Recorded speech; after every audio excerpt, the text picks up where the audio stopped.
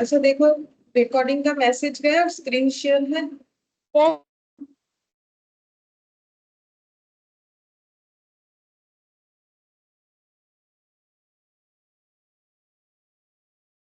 Good morning Roshan. Good morning ma'am. अच्छा ठीक है। देखो, तो हम लोग मेजर्स ऑफ सेंट्रल टेंडेंसी पढ़ रहे थे, जो कि कंटिन्यू मतलब लास्ट 2 क्लास नहीं हो पाया था। ठीक है, तो जहां तक कंप्लीट हुआ था उसी के बाद से हम लोग इसको फिर से स्टार्ट करते हैं। ठीक है, तो हम लोगों ने हार्मोनिक मीन तक पढ़ लिया था, तो बीच में 2 क्लास हमारा ऑफ रहा। ठीक है, स्टैटिस्टिक्स का तो शायद हम लोग थोड़ा थोड़ा भूल गए होंगे, कोई बात नहीं, आज करेंगे तो याद हो जाएगा। ठीक है, तो देखो इसी को कंटिन्यू करते हुए, जैसे कि हम लोगों ने यहाँ पर हार्मोनिक मीन तक पढ़ा था, इसके बाद नेक्स्ट हमें क्या पढ़ना है? इसके बाद नेक्स्ट हम लोग पढ़ेंगे रिलेशन बिटवीन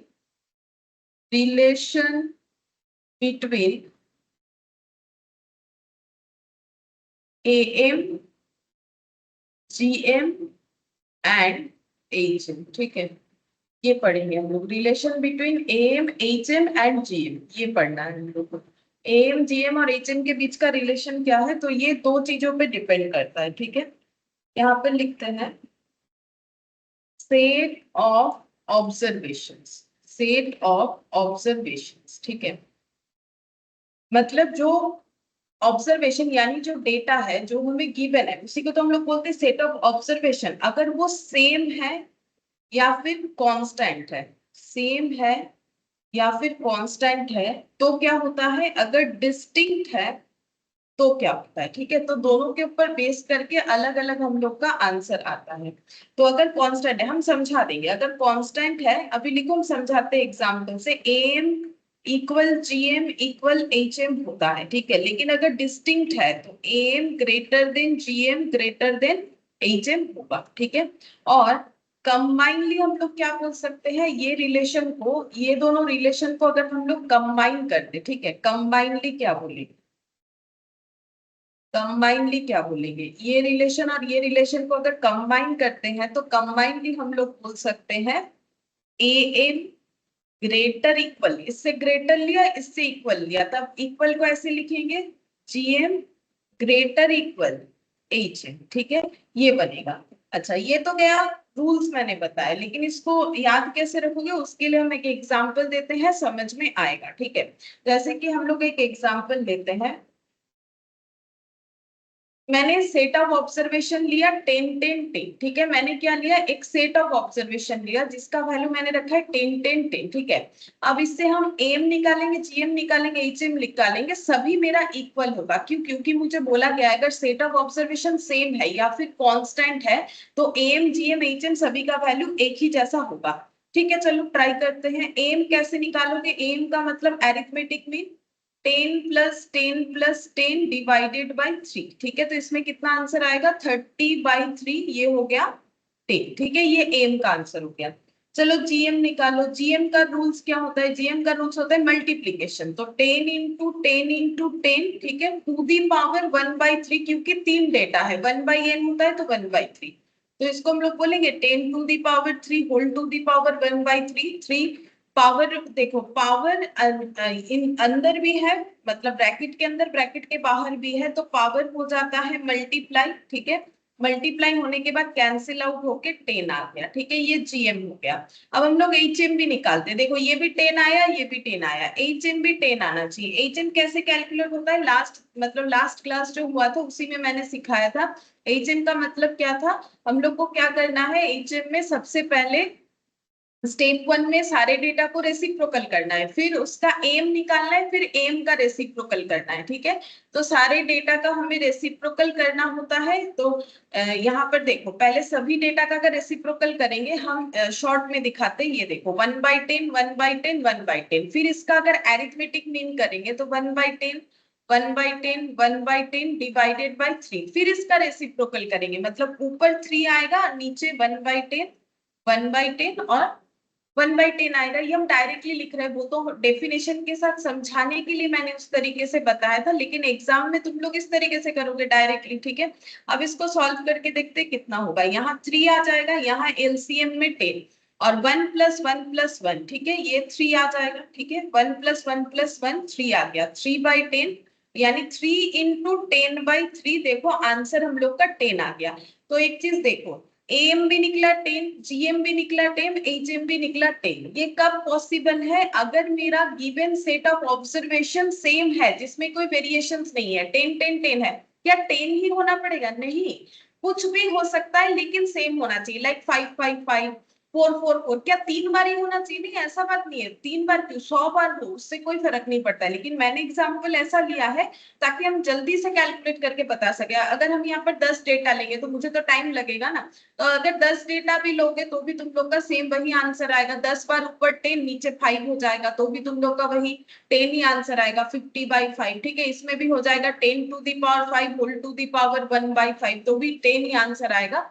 तो वही बोल रहा है कि एम जीएम एचएम में रिलेशन जो है, अगर मेरा given set of observation same या कांस्टेंट है तो मेरा एम का आंसर जो है जीएम का आंसर भी वही आएगा, एचएम का आंसर भी वही आएगा। इसीलिए लिखा है एम जीएम एचएम। ठीक है, तो मुझे लगता है ये समझ में आया होगा बात जो मैंने बोला। ठीक है, नॉर्मल सा बात है, अगर सेट ऑफ ऑब्जर्वेशन सेम होगा तो मेरा एम जीएम एचएम सेम आएगा। लेकिन अगर सेट ऑफ ऑब्जर्वेशन डिस्टिंक्ट होगा, अलग अलग होगा, तो बोल रहा है हमेशा एम ज्यादा आएगा, उससे थोड़ा बड़ा जीएम आएगा, उससे AM greater than GM greater than HM होगा। चलो इस पे भी हम लोग चेक करके देखते हैं। कोई एक एग्जांपल लेते हैं जिससे इस डेटा को भी, इस रूल्स को भी हम लोग जो है आइडेंटिफाई कर पाए। तो मैंने 2 ऑब्जर्वेशन लिया, ठीक है, 2 4। इससे हम पहले निकालेंगे एरिथमेटिक मीन। ठीक है, तो 2 + 4 कितना हो जाएगा? 2 + 4 एरिथमेटिक मीन में यहाँ पर हो गया 6/2, यानी ये आ गया 3।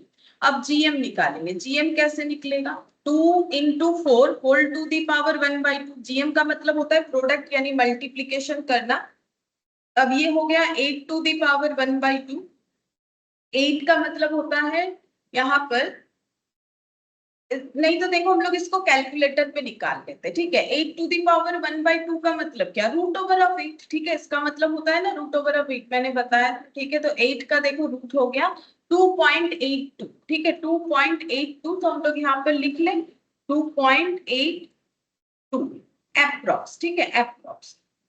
अच्छा, अब एचएम में निकालते हैं। चलो एचएम कैसे निकलेगा? एचएम का मतलब है पहले इसका करेंगे रेसिप्रोकल, तो 1/2 1/4, फिर इसका होगा एरिथमेटिक मीन 1/2 1/4 डिवाइडेड बाय 2, फिर इसका हमें करना है रेसिप्रोकल, तो 2 डिवाइडेड बाय हाफ प्लस 1/4। ये फॉर्मूला था, तो यहाँ पर लिखेंगे 2 हाफ प्लस 1/4। ठीक है, तो देखते हैं कितना आंसर निकल के आता है।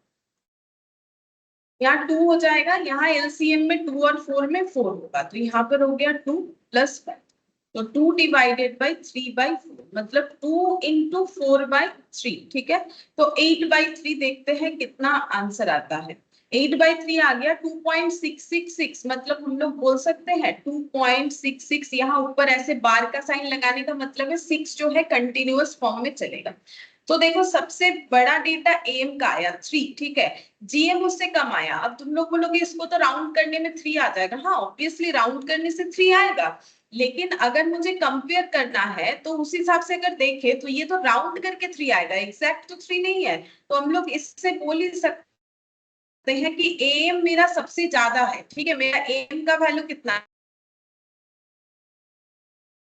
2.82 आया। ठीक है, और मेरा एचएम का वैल्यू कितना आया? 2.66 आया। ठीक है, तो AM greater than GM greater than HM, सबसे ज्यादा वैल्यू एम का आएगा, फिर जीएम का आएगा, फिर एचएम का आएगा, अगर मेरा डेटा डिस्टिंक्ट है तो। और कंबाइनली हम लोग क्या बोलेंगे? कंबाइनली हम लोग बोलेंगे, अगर दोनों चीज को, मतलब दोनों प्रॉपर्टीज को कंबाइनली बोलना चाहे तो हम लोग बोलेंगे कि अगर सेट ऑफ ऑब्जर्वेशन कांस्टेंट या फिर डिस्टिंक्ट है तो फिर हम लोग का रूल्स ऐसे आएगा, AM greater than equal to GM greater than equal to HM. ठीक है, तो ये रिलेशन होता है एम जीएम और एचएम के बीच का, जो अभी हम लोगों ने सीखा। ठीक है, अच्छा अब और एक चीज देखो इस पे, रुको दिखाते हैं। ये देखो, ये वाला हम लोगों ने सीखा। यहाँ पर हमें दिया है compute AM GM HM for the number 6 8 12 और 36। ये तुम लोग कैलकुलेट खुद से भी कर सकते हो। ठीक है, हमें 4 डेटा दिया हुआ है तो इसका एम निकालना है। तो एम कैसे होगा? 6 + 8 + 12 + 36। ये हम नहीं कर रहे, सिंपल सा चीज है, डिवाइडेड बाय 4, ये इतना आ जाएगा। ठीक है, तुम लोग भी जस्ट देखो, देखो नंबर ऑफ क्वेश्चंस करना बड़ा बात नहीं है। देखो वो तो ठीक है, प्रैक्टिस के लिए करना पड़ता है, लेकिन हम लोग अगर सिंपल सिंपल चीजों को समझ लेंगे तो उस पे ज्यादा क्वेश्चन का हमें जरूरत नहीं है। हमें उसका कंसेप्ट याद रखना। जैसे ये देखो सिंपल चीज है, इसको करके देखने का कोई जरूरत नहीं है। ऐसा कोई भी क्वेश्चन है तुम लोग को करने आना चाहिए बस, ठीक है। अब देखो ये सबका मल्टीप्लीकेशन 6 इंटू 8 इंटू 12 इंटू 36, अब 4 डेटा है तो 2 ^ 1/2, ठीक है। अच्छा, इसका सोल्यूशन ऐसे किया है तो तुम लोग भी कर सकते हो। देखो इसका सोल्यूशन कैसे होगा, देखो हम कैलकुलेटर में दिखाते हैं। कैलकुलेटर पे भी बन जाएगा 6 इंटू 8 इंटू 12 इंटू 36, ठीक है। ये कितना आ गया पता है, 20736 2 ^ 1/4। 2 ^ 1/4 का मतलब 2 बार 2, मतलब हम लोग बोल सकते हैं अगर किसी के यहाँ पर पावर में 2 ^ 1/4 है तो हम लोग बोलेंगे 1/2 और 20736 2 ^ 1/2, ठीक है।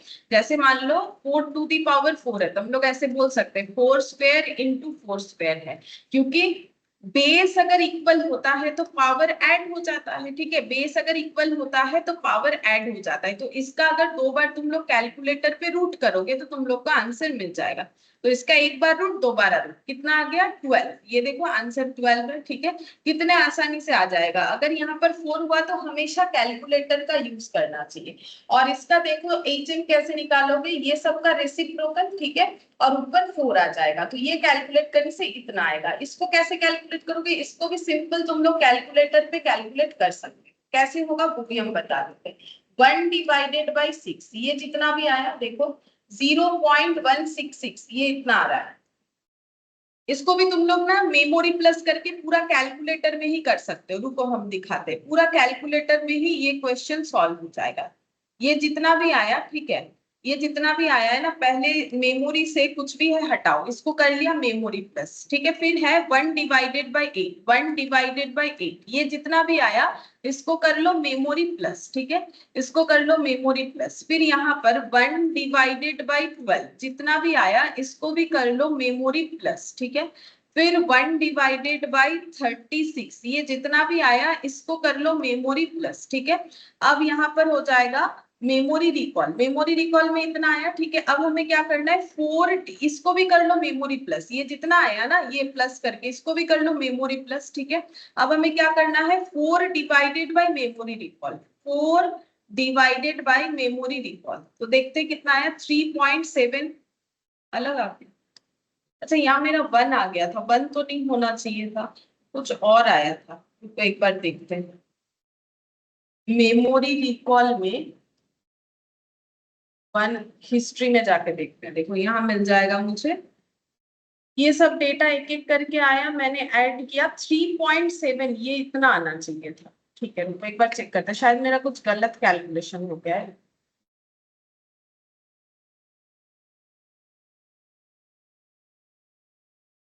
Good afternoon tuition. Good afternoon ma'am. मुझे लगता है यहाँ कुछ गलत कैलकुलेशन हो गया। ये देखो यहाँ पर ये वाला वैल्यू होना चाहिए, ये वाला 0.02। तो फिर से करना पड़ेगा, चलो ठीक है कोई बात नहीं, फिर से करके दिखाते। मेरे हिसाब से ना मैंने यहाँ पर 2 बार शायद मेमोरी प्लस कर दिया, इस वजह से गलत आ गया। कोई बात नहीं, हम फिर से दिखा देते हैं, 2 मिनट ही लगेगा। 1 / 6, ये जितना आया, ठीक है, इसको करो मेमोरी प्लस, ठीक है। फिर 1 / 8 जितना आया इसको करना है, इसको करना है मेमोरी प्लस, ठीक है। फिर 1 / 12 जितना भी आया इसको करना है मेमोरी प्लस। 1 / 36 जितना भी आया इसको करना है मेमोरी प्लस, ठीक है। मेमोरी प्लस हो गया। अच्छा यहाँ पर फिर 4 / मेमोरी रिकॉल, तो यहाँ पर डायरेक्ट कर लेते हैं, ठीक है। 4 / मेमोरी रिकॉल, आई थिंक अब हो जाएगा। हाँ ये देखो 9.93, मैंने ना 2 बार मेमोरी कर दिया था इसीलिए वो 1 दिख रहा था। देखो 9.93। तो कैलकुलेटर पे ही सारा चीज हो जाता है, लेकिन अपने अपने कैलकुलेटर पे ना प्रैक्टिस करना चाहिए। सब कैलकुलेटर का फंक्शन एक नहीं होता है। अगर तुम लोग अभी से नहीं भी ध्यान दोगे तो एग्जाम टाइम में नहीं समझ में आएगा कैसे करके कैलकुलेटर में कैलकुलेशन करना है, ठीक है। तो ये देखो आंसर मिल गया। तो कैलकुलेटर में इतना इजीली होगा कि तुम लोग को ज्यादा कुछ कैलकुलेशंस करने का मतलब टाइम जो है वो देना ही नहीं पड़ेगा, बहुत इजीली कैलकुलेट होगा। ये सब का कोई एलसीएम वगैरह करके नहीं करना है हमें, ठीक है, क्योंकि 1 मार्क के लिए हमें टाइम बचाना है। तो जो भी हो, ये एक इजी क्वेश्चन था तो मैंने यहीं पर करके दिखा दिया। ठीक है, अब हम लोग नेक्स्ट देखते हैं AMGM का और एक क्वेश्चन देखते हैं। यहाँ पर एक क्वेश्चन, अच्छा, A into H equal to G square. ठीक है, arithmetic mean into harmonic mean. ठीक है, और एक रिलेशन होता है, ठीक है, और एक रिलेशन होता है only for two variables, only for two variables. अगर कोई भी दो वेरिएबल्स है उसमें AM into H M equal to होता है GM स्क्वायर। ये रिलेशन तुम लोग को याद रखना है।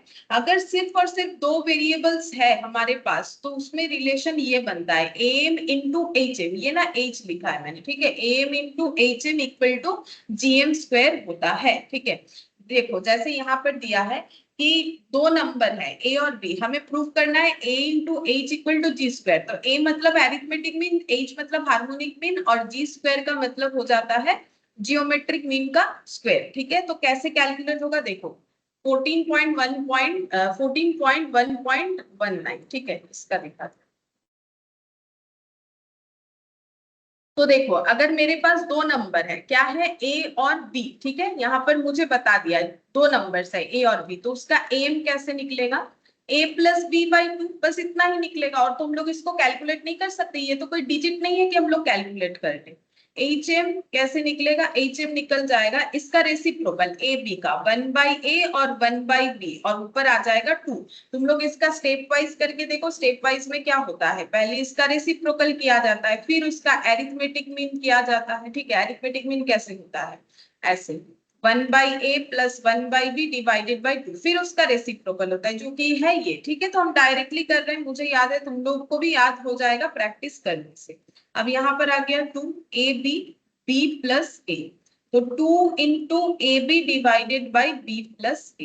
ठीक है, ये आंसर आ गया। और जी निकालना है जियोमेट्रिक मीन, तो जियोमेट्रिक मीन कैसे निकालोगे, a into B whole to the power half, मतलब root over of A B. ठीक है, अच्छा अब हमें प्रूव करना है एम इंटू एच एम, तो एम कितना है a plus B by two, H M कितना है, एच एम है 2 इंटू ए बी, ये देखो 2 into A B divided by B plus A. तो चेक करते हैं कितना आता है, 2 कैंसिल, ये और ये कैंसिल, ए बी आ गया। ठीक है, तो हम लोगों ने एम इंटू एच एम निकाला जिससे मेरा आंसर ए बी आ गया। अब मुझे जीएम का स्क्वायर निकालना चाहिए, तो root over of A B का होल स्क्वायर यानी कितना हो जाएगा, A B GM square का वैल्यू हो जाएगा ए बी। तो देखो आंसर मैच हुआ, AM into H M GM square हुआ।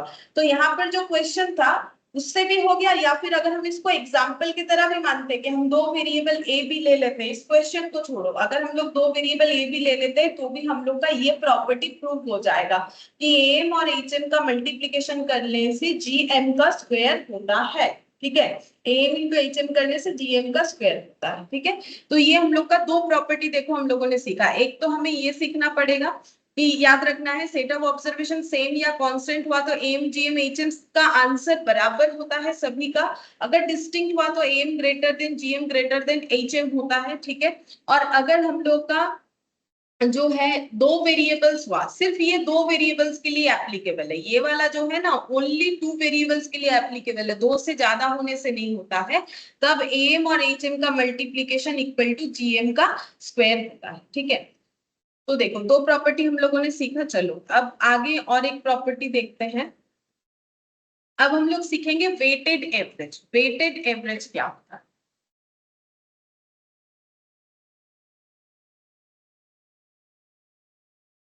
वेटेड एवरेज, वेटेड एवरेज का मतलब क्या होता है, देखो वेटेज के बेसिस पे जो एवरेज लगता है वह उसको हम लोग बोलते हैं वेटेड एवरेज। जैसे कि हम बोल सकते हैं when importance of all observations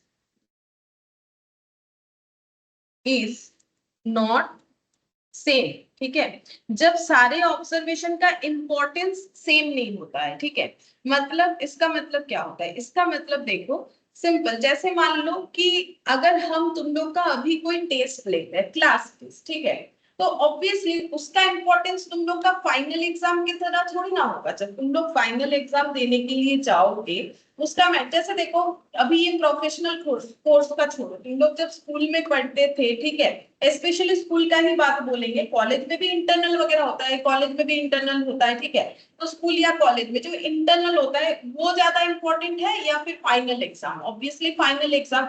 मतलब इंटरनल में अगर थोड़ा कम ज्यादा भी आ जाता है हम लोग बोलते ठीक है कोई बात नहीं, फाइनल में अच्छा करने से मतलब है, ठीक है। तो एक्चुअली इंपॉर्टेंस का अगर देखें हम लोग अपना, जैसे हम एक एग्जांपल दे रहे हैं, ठीक है, इसको एक एग्जांपल से समझाने का कोशिश कर रहे हैं इंपॉर्टेंस का मतलब क्या है। जैसे मान लो क्लास टेस्ट, ठीक है, इसका इंपॉर्टेंस है मान लो 5%, ठीक है। अच्छा, मिड टर्म का मान लो है 25%, ठीक है, और जो फाइनल टर्म,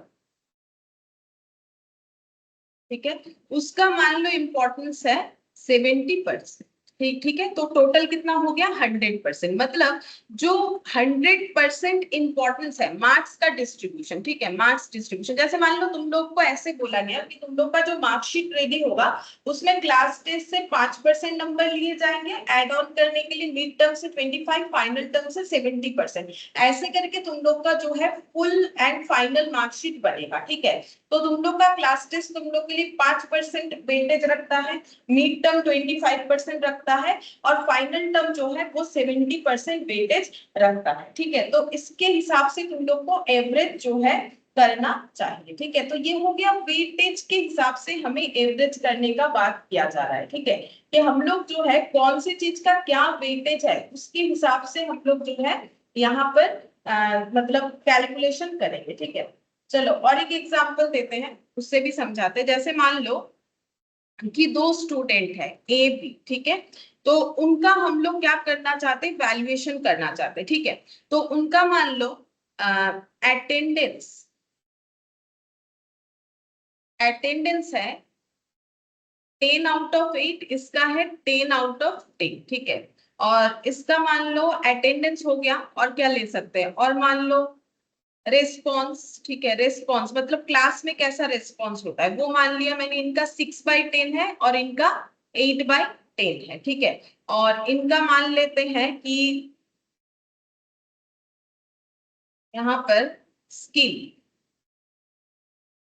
ठीक है, स्किल जो है वो 10/10 है और ये मान लो 7/10 है, ठीक है। स्किल का मतलब जो भी, जैसे मान लो क्या क्लास लेते हैं, जैसे मान लो यहाँ पर ले लेते हैं म्यूजिक स्किल, ठीक है, म्यूजिक स्किल, ठीक है, म्यूजिक स्किल। तो यहाँ पर देखो इनका मान लो ये म्यूजिक क्लास का हम लोगों ने एक डेटा लिया, स्टूडेंट, दो स्टूडेंट का। तो म्यूजिक क्लास में ए जो है 10/8 अटेंडेंस है, इसका 10/10 अटेंडेंस है। रेस्पॉन्स मतलब कुछ पूछने से कैसा रेस्पॉन्स देता है, ये 10/6, ये 10/8, इसका म्यूजिक स्किल है 10/10, इसका म्यूजिक स्किल है 10/7, ठीक है। अब अगर हम लोग इसका एवरेज निकालना चाहे इन दोनों का, तो एवरेज कैसे निकालेंगे? अगर हम लोग एवरेज निकालना चाहे तो एवरेज ऐसे हो जाएगा, ये मान लो अटेंडेंस के हिसाब से हम लोगों ने इनको एक पॉइंट दिया है, रेस्पॉन्स के हिसाब से, म्यूजिक स्किल के हिसाब से। तो अगर हम लोग एवरेज करना चाहे ए का, तो उस केस में 8 + 6 + 10 डिवाइडेड बाय कितना हो जाएगा, 3, नीचे 10 है तो 10 मैंने हटा दिया, ठीक है। मतलब कितना मिला है आउट ऑफ 10, तो 8, 6 और 10। तो इसका एवरेज करने से कितना हो जाएगा, इसका एवरेज हो गया 8 + 6 + 10, देखते हैं कितना आता है, 8 + 6 + 10 24/3, 8 हो गया। और इनका देखते हैं कितना आएगा, 10 + 8 + 7 डिवाइडेड बाय 3, तो ये हो गया 10 + 8 + 7 डिवाइडेड बाय 3, तो ये हो गया कुछ पॉइंट में आ रहा है, ठीक है, 8.33। तो देखो इनका एवरेज स्कोर अच्छा है जबकि इनका एवरेज स्कोर थोड़ा कम है, ठीक है। तो इस ये देखो हम लोगों ने सिंपल एवरेज निकाला, ठीक है, वेटेड नहीं, इसको हम लोग बोलते हैं सिंपल एवरेज, हम लोगों ने वेटेज नहीं दिया। तो एक्चुअली ये करने का मतलब क्या हो गया पता है, ये करने का मतलब ये हो गया कि हम लोगों ने सारे अटेंडेंस का जो प्रायोरिटी है और रिस्पॉन्स का प्रायोरिटी, म्यूजिक स्किल का प्रायोरिटी, सभी को सेम मान लिया, सभी को सेम मान लिया। और इसके बेसिस पे ए का स्कोरिंग अच्छा हुआ जबकि बी का स्कोरिंग अच्छा हुआ जबकि ए का स्कोरिंग कम हुआ। लेकिन देखो अगर कोई म्यूजिक वगैरह सीखने के लिए जा रहा है, ठीक है, तो उसका सबसे अच्छा जो स्किल है वो म्यूजिक पे ही देखा जाएगा, ठीक है, अटेंडेंस या रिस्पॉन्स पे नहीं देखा जाएगा उतना, उसका म्यूजिक स्किल ही बेसिकली देखा जाएगा। तो उसके हिसाब से तो ए का स्कोर अच्छा होना चाहिए। क्यों? देखो क्योंकि ए का म्यूजिक स्किल बी से काफी अच्छा है, ठीक है। तो यहाँ पर क्या हुआ कि यहाँ पर हम लोगों ने क्योंकि सिंपल एवरेज कर दिया तो हमें ये नहीं पता चला कि ये दोनों में से मतलब ए का रिस्पॉन्स हमें ज्यादा अच्छा दिखा। अब हम तुम लोग को समझाते हैं। अगर हम लोग यहाँ पर वेटेज लगा देते हैं, वेट, ठीक है, वेट कैसे लगाएंगे? हम लोग ये बोलते हैं कि म्यूजिक स्कूल में यहाँ पर ये देखो अटेंडेंस के लिए 1 वेटेज लिखते हैं, रेस्पॉन्स के लिए 2 और म्यूजिक स्किल के लिए मैंने 3 रख दिया। वेटेज मैंने कैसे दिया? नॉर्मली सीक्वेंस में दे दिया 1 2 3, तुम लोग भी दे सकते हो 1 2 3 ऐसे करके मैंने दे दिया, ठीक है, सीक्वेंस में। अब मुझे क्या करना है? अब मुझे निकालना है वेटेड एवरेज। वो हम कैसे निकालेंगे देखो हम यहाँ पर दिखाते हैं और दोनों में फर्क देखना, ठीक है। वेटेड एवरेज, तो वेटेड एवरेज हम लोग का कैसे निकलेगा ए के केस में? देखो अच्छा नीचे जगह था, चलो यहीं पर हो जाएगा, अच्छा बात मैंने देखा नहीं। चलो वेटेड एवरेज निकालेंगे, वेटेड एवरेज, ठीक है, वेटेड एवरेज निकालेंगे। ए का कैसे निकलेगा? तो ए का हो जाएगा 8 into 1। वेटेज कैसे निकाला जाता है? वेटेड जो डेटा है वो मल्टीप्लाई करके निकाला जाता है। तो 8 into 1 प्लस 6 into 2 प्लस यहाँ पर 10 into 3, ठीक है। देखो म्यूजिक का वेटेज सबसे ज्यादा दिया गया, जैसे फाइनल टर्म का वेटेज मैंने सबसे, म्यूजिक सीखने जा रहे हो तो सबसे इंपॉर्टेंट है कितना अच्छा म्यूजिक सीख के आ रहे हो, ठीक है। वहां अटेंडेंस रेस्पॉन्स जो है उतना मायने नहीं रखेगा, ठीक है। तो म्यूजिक स्किल में हमें जो है म्यूजिक सीखने जाने से वही सबसे ज्यादा इंपॉर्टेंट है कि उसमें हम लोगों ने कितना अच्छा किया। अगर थोड़ा बहुत अटेंडेंस कम है तो कुछ फर्क नहीं पड़ता है, ठीक है। म्यूजिक स्किल जो है कितना डेवलप किया वो ज्यादा मायने रखता है। तो उस हिसाब से मैंने वेटेज 3 दिया, इसको 2 दिया और इसको मैंने 1 दिया, ठीक है। अटेंडेंस से ज्यादा इंपॉर्टेंट रिस्पॉन्स है कि सीख पा रहा है कि नहीं पता चलेगा, और रिस्पॉन्स से भी ज्यादा ये हो जाएगा कि अगर उसके अंदर म्यूजिक स्किल अच्छा है तो वो ऑटोमेटिकली अच्छा जो है परफॉर्म कर सकता है, ठीक है। तो यहाँ पर डिवाइडेड बाय, फिर मुझे वेट का टोटल लेना चाहिए 1 + 2 + 3। तो यहाँ पर आंसर आ जाएगा 8 + 12 + 30 डिवाइडेड बाय, यहाँ पर हो गया 6 हो जाएगा, ठीक है। तो 8 + 12 + 30 डिवाइडेड बाय 6, तो ये आंसर आ गया कुछ इतना 8.333, ठीक है, 8.333। सेम तरीके से हम लोग बी का निकालते हैं। देखो बी का आंसर कितना आएगा? बी का वेटेज कितना हो जाएगा? 10 into 1 8 into 2, 10 into 1 8 into 2 और 7 into 3, ठीक है, डिवाइडेड बाय वेट लेना पड़ेगा 1 + 2 + 3, जैसे फ्रीक्वेंसी लेते हैं वैसे वेट लेना पड़ेगा। यहाँ पर 6 हो गया, 10 + 16 + 21, देखो कितना आता है 10 + 16 + 21 डिवाइडेड बाय, यहाँ पर हो जाएगा 6, यानी कि ये आ गया हम लोग का 7.83, ठीक है, 7.833 ऐसे चल रहा है। देखो अब जैसे ही हम लोगों ने वेटेज किया, इसका स्कोरिंग देखो 8.33, इसका 7.833, जबकि नॉर्मल एवरेज करने से ऑपोजिट था, ठीक है। तो इसमें देखो अगर देखे कि अगर मुझे एक प्रोग्रेस रिपोर्ट बनाना हो तो ये दोनों के हिसाब से ए का स्कोरिंग कम है बी का ज्यादा है, तो हम इसको 1 और इसको 2, मतलब इसको फर्स्ट और इसको सेकंड बनाएंगे। लेकिन जब हम वेटेड एवरेज देख रहे हैं तो उसके हिसाब से ये सेकंड और ये फर्स्ट हो जाएगा, ठीक है। तो देखो इसमें वेटेड एवरेज कब दिया जाता है? जब हम लोग किसी चीज का प्रायोरिटी वाइज उसका एवरेज करना चाहते हैं, प्रायोरिटी वाइज करना चाहते हैं, ठीक है, तब हमें वेटेड एवरेज में देखो when importance of all observation is not same, attendance का जो इंपॉर्टेंस और रिस्पॉन्स का जो इंपॉर्टेंस है सबसे ज्यादा इंपॉर्टेंट है म्यूजिक स्किल। अगर म्यूजिक सीखने जा रहे हो, ठीक है, थोड़ा कम जा रहे हो कोई बात नहीं, अगर स्किल अच्छा है तो डेवलप कर ही लोगे, ठीक है। तो अटेंडेंस रिस्पॉन्स म्यूजिक स्किल सबसे ज्यादा मायने रखता है, म्यूजिक स्किल। जैसे क्लास टेस्ट, मिड टर्म और फाइनल टर्म में सबसे ज्यादा मायने रखेगा फाइनल टर्म, क्योंकि वहां से 70% मार्क्स को एड ऑन किया जाएगा, ऐसा बोला गया है, ठीक है। तो देखो कंसेप्ट क्या हो गया, हमें ये सीखना था कि वेटेड एवरेज जो है वो हम लोग कब फॉलो करते हैं, अगर हमारा अलग अलग कैटेगरी में प्रायोरिटी अलग अलग चला जाता है तो हम लोग वेटेड एवरेज को फॉलो करेंगे, तो हमें सही आंसर मतलब सही जो है एसिस करने को मिलेगा। ठीक है, तो देखो यहाँ पर वेटेड एवरेज का डेफिनेशन क्या दिया हुआ है, देखो when the observation under consideration have a hierarchical order of importance. ठीक है, हायरार्किकल ऑर्डर का मतलब होता है जैसे कि हायरार्किकल का मतलब जैसे देखो होता है ना कोई भी ऑर्गेनाइजेशन में टॉप मैनेजमेंट, फिर उसका मिडिल, फिर उसके बाद लो। ठीक है, इस तरीके की चीजों को बोलते हैं हायरार्की। ठीक है, तो वैसे ही यहाँ पर देखो सबसे इंपॉर्टेंट अगर है तो म्यूजिक स्किल, फिर रेस्पॉन्स, फिर अटेंडेंस। ठीक है, तो उस हिसाब से मैंने प्रायोरिटी दिया है। सबसे ज्यादा प्रायोरिटी तीनों में म्यूजिक स्किल का है, तो उसको वेटेज 3 दिया, इसको 2, इसको 1। तो क्या हमें हमेशा ऐसे ही देना है, मतलब जो भी रहेगा डेटा उस हिसाब से तुम लोग को जो है इंपॉर्टेंस देना। मेरे हिसाब से देखो म्यूजिक स्किल सबसे ज्यादा इंपॉर्टेंट होगा अगर म्यूजिक सीखने जाओगे, उसके बाद रिस्पॉन्स, उसके बाद अटेंडेंस। ठीक है, तो मैंने उस हिसाब से दिया।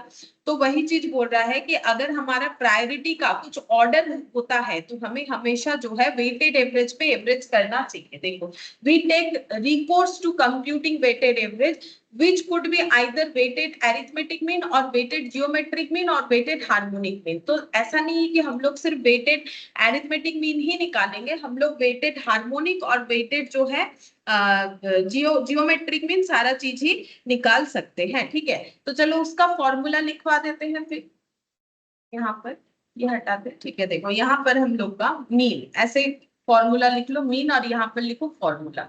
फॉर्मूला क्या क्या होगा, यहाँ पर हो जाएगा वेटेड एरिथमेटिक मीन। वो कैसे निकलेगा, देखो अभी सिखाया कैसे निकला। देखो हम लोगों ने क्या किया, ये डेटा इनटू वेट किया, ये डेटा इनटू वेट किया, ये डेटा इनटू वेट किया, डिवाइडेड बाय वेट कर दिया, डिवाइडेड बाय वेट का टोटल कर दिया। ठीक है, तो हम लोग इसको ऐसे बोल सकते हैं कि summation of W x, summation मतलब टोटल होता है। ठीक है, ये हम लोग पहले दिन से पढ़ रहे हैं ऐसे। ठीक है, summation of W x into W, तो डब्ल्यू और ये एक्स, एक्स ठीक है, ये एक्स जो डेटा मतलब नंबर जो दिया हुआ है, तो ये वाला हो गया W into x, W into x, W into x divided by W का टोटल। ठीक है, ये हम लोग का वेटेड एरिथमेटिक मीन के केस में होगा। और अगर हमें कैलकुलेट करना पड़े वेटेड जियोमेट्रिक मीन, तो हम लोग कैसे कैलकुलेट करेंगे, तो उसमें हमारा जियोमेट्रिक मीन हो जाएगा x1 w1 x2 w2 into dot dot xn wn whole to the power 1 by summation of w। और ये ना कोई नया चीज नहीं है, देखो हम बताते क्यों नया चीज नहीं है। लास्ट दिन जब हम लोगों ने जियोमेट्रिक मीन सीखा था, ठीक है, ये देखो लास्ट दिन जब हम लोगों ने जियोमेट्रिक मीन सीखा था तब मैंने वेटेड जियोमेट्रिक मीन तुम लोग को सिखाया है, रुको दिखा देते हैं। ये देखो, अच्छा ये हार्मोनिक मीन आ गया, एक सेकंड हम दिखाते हैं। देखो जियोमेट्रिक मीन कैसे निकलेगा, ये देखो x1 to the power f, मैंने सिर्फ f की जगह w लिखा है, वहां फ्रीक्वेंसी बोला जाता है, यहाँ पर वेटेज बोला जाता है। 1 बाई समेशन f, उसकी जगह 1 बाई समेशन w। ठीक है, सेम चीज है, देखो कोई अलग चीज नहीं है। ठीक है, सेम चीज है, यही वाला हम लोग को फिर से सिर्फ w से समझना है। ठीक है, फ्रीक्वेंसी की जगह वेट दिया हुआ है, तो x1 to the power w1, x2 to the power w2, xn dot dot करके इनटू है, ये x है, xn to the power wn 1 by summation of w। ठीक है, फिर नेक्स्ट लिखेंगे वेटेड हार्मोनिक मीन, वो कैसे निकालोगे, summation of w divided by summation of w by x। ठीक है, ऐसे हो जाएगा। अब ये क्यों हुआ, देखो इसका भी देखो हम लोग ऑलरेडी वेटेड हार्मोनिक मीन में कर चुके हैं, मतलब फ्रीक्वेंसी वाला हार्मोनिक मीन हम दिखा देते हैं। ये देखो हार्मोनिक मीन क्या होता है, देखो f बाई एक्स होता है। ठीक है, उसकी जगह मैंने क्या लिखा है w बाई एक्स, फिर उसका टोटल होता है। देखो फिर उसका टोटल, ये देखो ऊपर आएगा समेशन f, उसके जगह मैंने अभी तुम लोग को ये देखो f के जगह लिखा है समेशन w, अभी अभी जो लिखवाया उसके साथ मैच करो। f की जगह होगा w और यहाँ पर x। बेसिकली जो ग्रुप फ्रीक्वेंसी डिस्ट्रीब्यूशन में हार्मोनिक मीन है ना, वही वाला हम लोग का वेटेड में भी होगा। और सेम फॉर एरिथमेटिक मीन भी है, एरिथमेटिक मीन में फ्रीक्वेंसी वाला रहता है, तो हम लोग क्या लिखते हैं F x divided by summation of F, वही वाला एफ के जगह सिर्फ डब्ल्यू हो जाएगा। ठीक है, तो अगर हम लोग लिखने के क्राइटेरिया में देखें तो यहाँ पर एफ लगने से जो हमारा फ्रीक्वेंसी में होता था वही वाला होगा, डब्ल्यू लगने से वेटेड हो जाएगा। बट वेटेड का कंसेप्ट क्या है, क्यों हम लोग वेटेज वाला यूज करते हैं? वेटेज वाला हम लोग इसीलिए यूज करते हैं जब हम लोग का सारे डेटा का प्रायोरिटी एक जैसा नहीं होता है, इन दैट केस हम लोग वेटेज वाला यूज करते हैं। और इसका और एक तरीके से हम लोग लिख सकते हैं इसको, तो वो हम एक बार बता देते हैं। देखो ये वाला नहीं, ये जियोमेट्रिक मीन वाला, ठीक है। इसको और एक तरीके से रिप्रेजेंट किया जा सकता है, दैट इज पाई, ऐसे पाई से pi X I to the power W I, ठीक है। ये वाला, ये 1 2 3 4 मतलब ये आई, वन डब्ल्यू का जो है आई, ठीक है। मतलब देखो 1 2 3 4 डॉट डॉट एन, तो उसको हम लोग आई लिख सकते हैं ना, आई का वैल्यू 1 से लेके एन तक जाएगा, यहाँ पर भी आई का वैल्यू 1 से लेके एन तक जाएगा, ठीक है। To the power 1 by summation of W I, ठीक है। टू दी पावर यहाँ पर भी आई होगा, ठीक है, तो आई हो गया। और ये पाई के साइन को यहाँ पर बोला जाता है प्रोडक्ट, ठीक है। ये पाई का साइन का मतलब होता है प्रोडक्ट, मल्टीप्लीकेशन। तो ये एमसीक्यू में पूछ सकता है ना, कि ये पाई का साइन जो है ये हमें क्या डिनोट करता है। जैसे ये सिग्मा साइन हमें प्लस मतलब एडिशन को डिनोट करता है, वैसे पाई का साइन हमें प्रोडक्ट को डिनोट करता है। इसका मतलब ये जो है मल्टीप्लाई होता जाएगा और to the power 1 by W I होगा, ठीक है।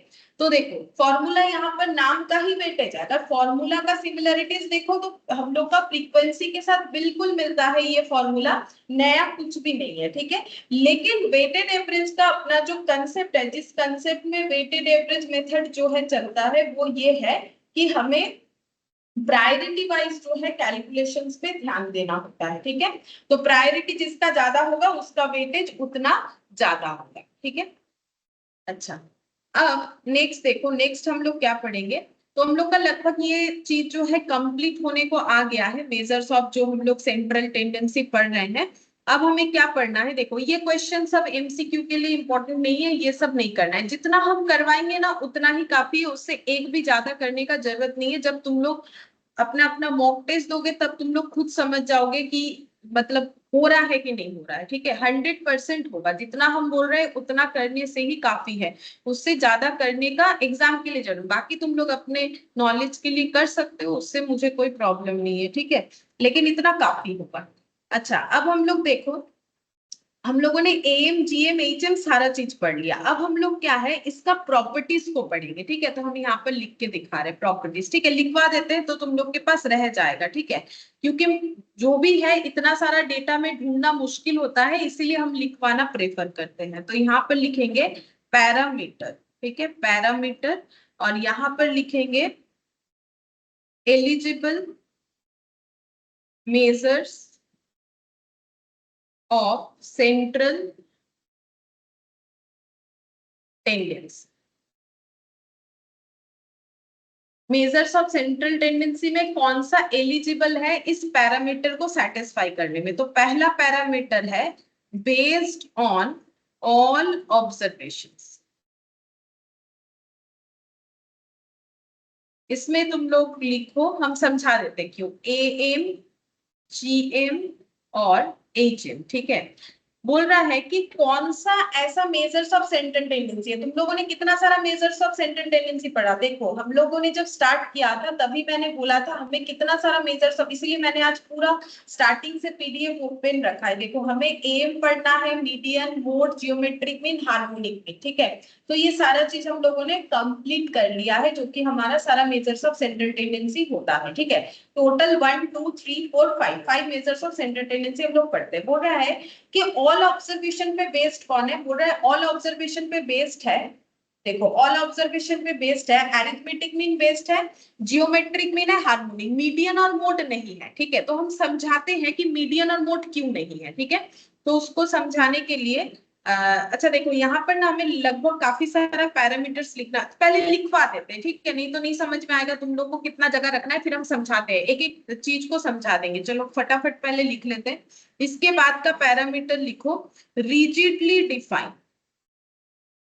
Rigidly define. इसके बाद का पैरामीटर लिखो रिजिडली डिफाइन, और उसमें लिखो कौन कौन पढ़ता है, एम आता है, उसमें मीडियन आता है, जीएम आता है और एचएम आता है। हम सारा चीज समझा देंगे, ठीक है, आराम से याद रहेगा। अच्छा, फिर इसके बाद थर्ड नंबर, ठीक है, थर्ड नंबर में लिखो simple to calculate, simple to calculate, ठीक है। सिंपल टू कैलकुलेट में लिखो एएम, मीडियन और मोड।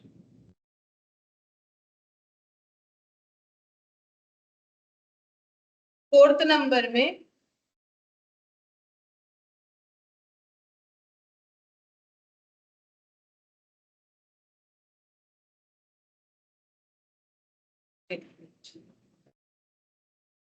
हाँ, amenable to mathematical property, mathematical property,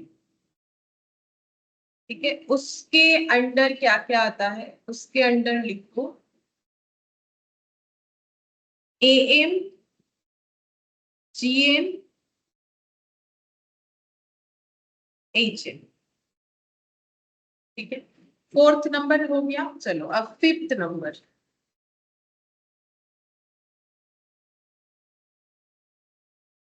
fifth number में not affected by, not affected by sampling fluctuation,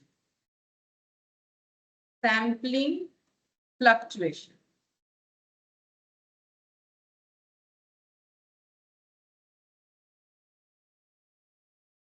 अच्छा इसमें क्या क्या आ जाता है, इसमें आ जाता है मीडियन, सिर्फ मीडियन आता है, ठीक है। अच्छा, sixth number suitable for open end classification,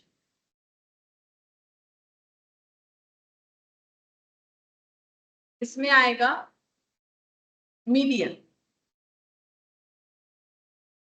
उसके बाद और भी दो है, बेस्ड मेजर ओवरऑल, और लास्ट इसका लिखते हैं इधर क्या होगा, लास्ट लिखो based measures of sorry for open and class. इसका आंसर होगा मीडियन, ये मीडियन के नीचे ये वाला आ जाएगा एरिथमेटिक मीन और मीडियन, ठीक है।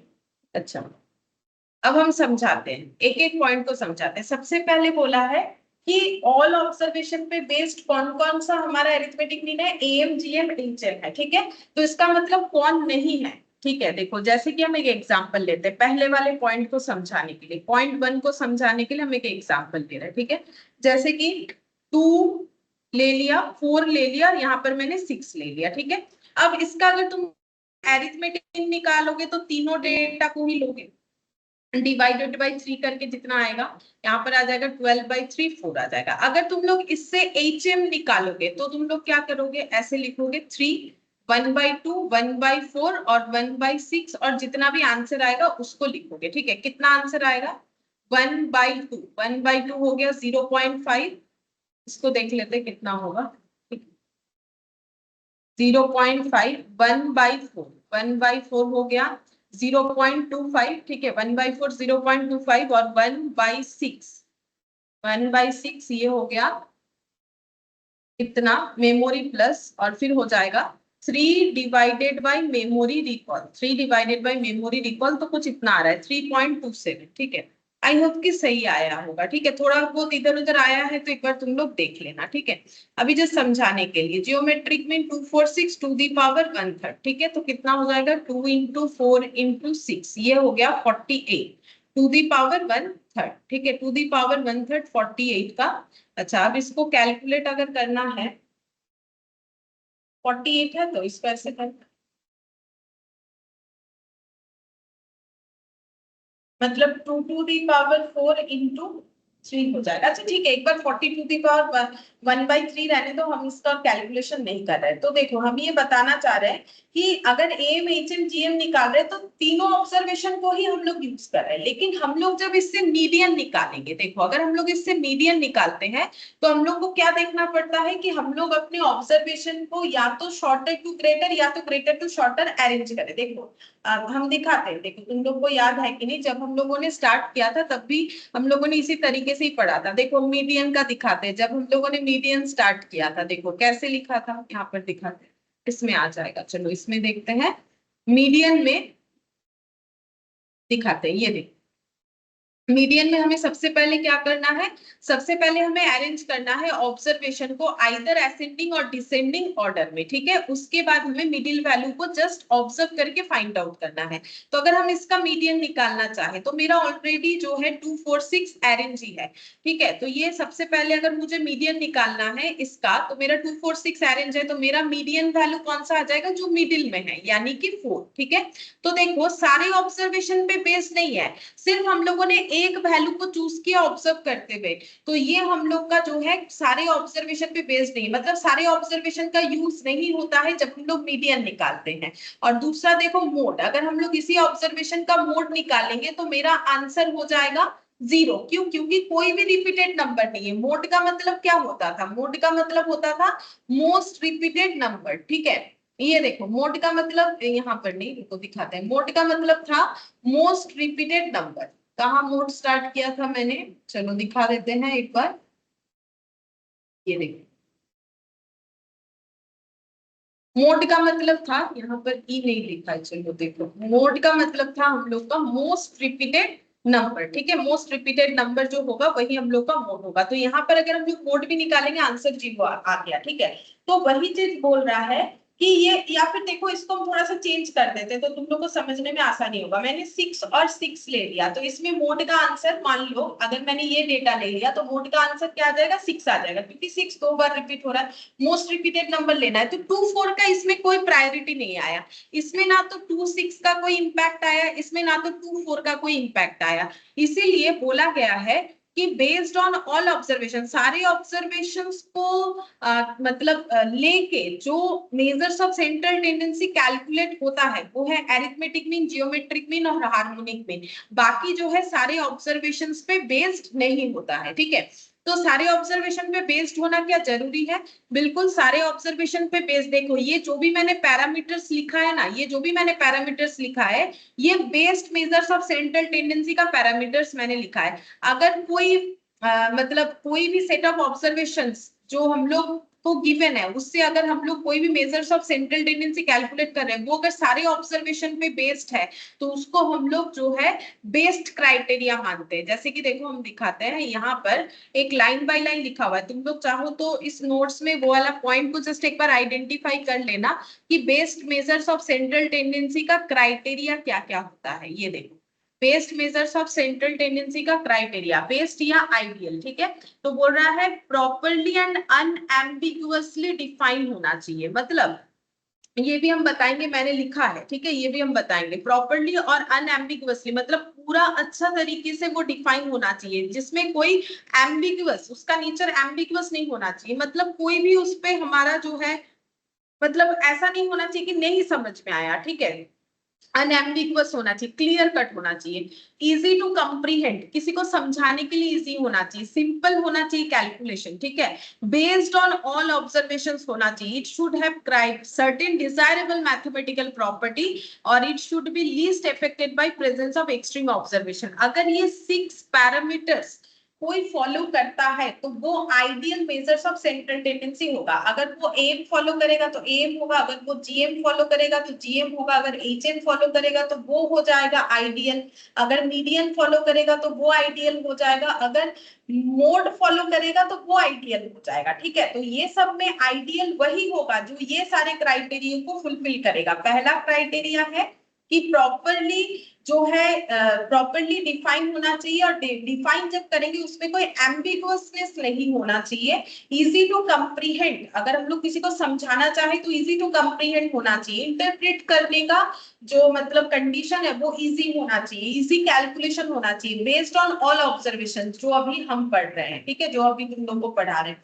सारे ऑब्जर्वेशन पे बेस्ड होगा, तो ही वो हमारा ideal measures of central tendency माना जाएगा। और बोल रहा है कि इसका मैथमेटिकल प्रॉपर्टी जरूर होना चाहिए, और ये एक्सट्रीम ऑब्जर्वेशन से कम इफेक्टेड होना चाहिए। तो हम बताते हैं कैसे होगा, मैंने सारा पैरामीटर्स लिखा है, ऐसा नहीं कि नहीं लिखा है। तो सारे ऑब्जर्वेशंस को लेके चलता है 3 मेजर्स ऑफ सेंट्रल टेंडेंसी, ठीक है, 3 मेजर्स ऑफ सेंट्रल टेंडेंसी सारे ऑब्जर्वेशन को लेके चलता है। सारे ऑब्जर्वेशन को लेके चलने का मतलब ये हो गया, ठीक है। फिर बोल रहा है रिजिडली डिफाइंड, ठीक है, rigidly defined AM, median, GM, HM, ये सब जो है ये रिजिडली डिफाइंड है, ठीक है। तो इसमें कौन सा रिजिडली डिफाइंड नहीं हुआ वो हम बताते हैं। देखो इसमें कौन सा रिजिडली डिफाइंड नहीं हुआ, तो एम, जीएम कौन सा रिजिडली डिफाइन नहीं हुआ, कौन सा वाला हम लोगों ने यहाँ पर नहीं लिया है, तो हम बताते हैं। देखो यहाँ पर क्या लिखा है, AM, median, GM, HM, AM, median, GM, HM, mode rigidly define नहीं है। इसका मतलब मोड रिजिडली डिफाइन नहीं है, क्यों नहीं है वो भी हम समझाते हैं। एग्जाम्पल 2, ठीक है, एग्जाम्पल दूसरा लेते हैं।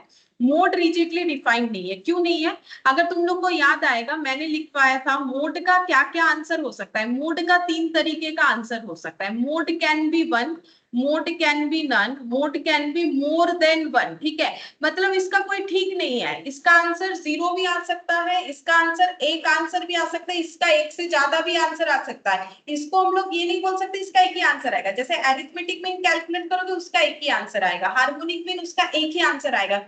ऐसा नहीं कि 4 की जगह भी कुछ और आ जाएगा। हार्मोनिक मीन का एक ही आंसर आ जाएगा, जियोमेट्रिक मीन का एक ही आंसर आएगा, मीडियन का भी एक ही आंसर आएगा, लेकिन मोड का अलग अलग आंसर आ सकता है। ये देखो कैसे, ये देखो इसमें जैसे हम लोगों ने जब मोड कैलकुलेट किया था तो मोड आया था 2, क्योंकि 2 सबसे ज्यादा बार रिपीट था, ठीक है। अब यहाँ पर जब हम लोगों ने मोड कैलकुलेट किया तो 10 2 टाइम्स था, 12 2 टाइम्स था, 2 2 टाइम्स रिपीट था, तो हम लोग का आंसर आया 2 10 12, मतलब एक से ज्यादा आंसर आ गया, 3 आंसर आया, ठीक है।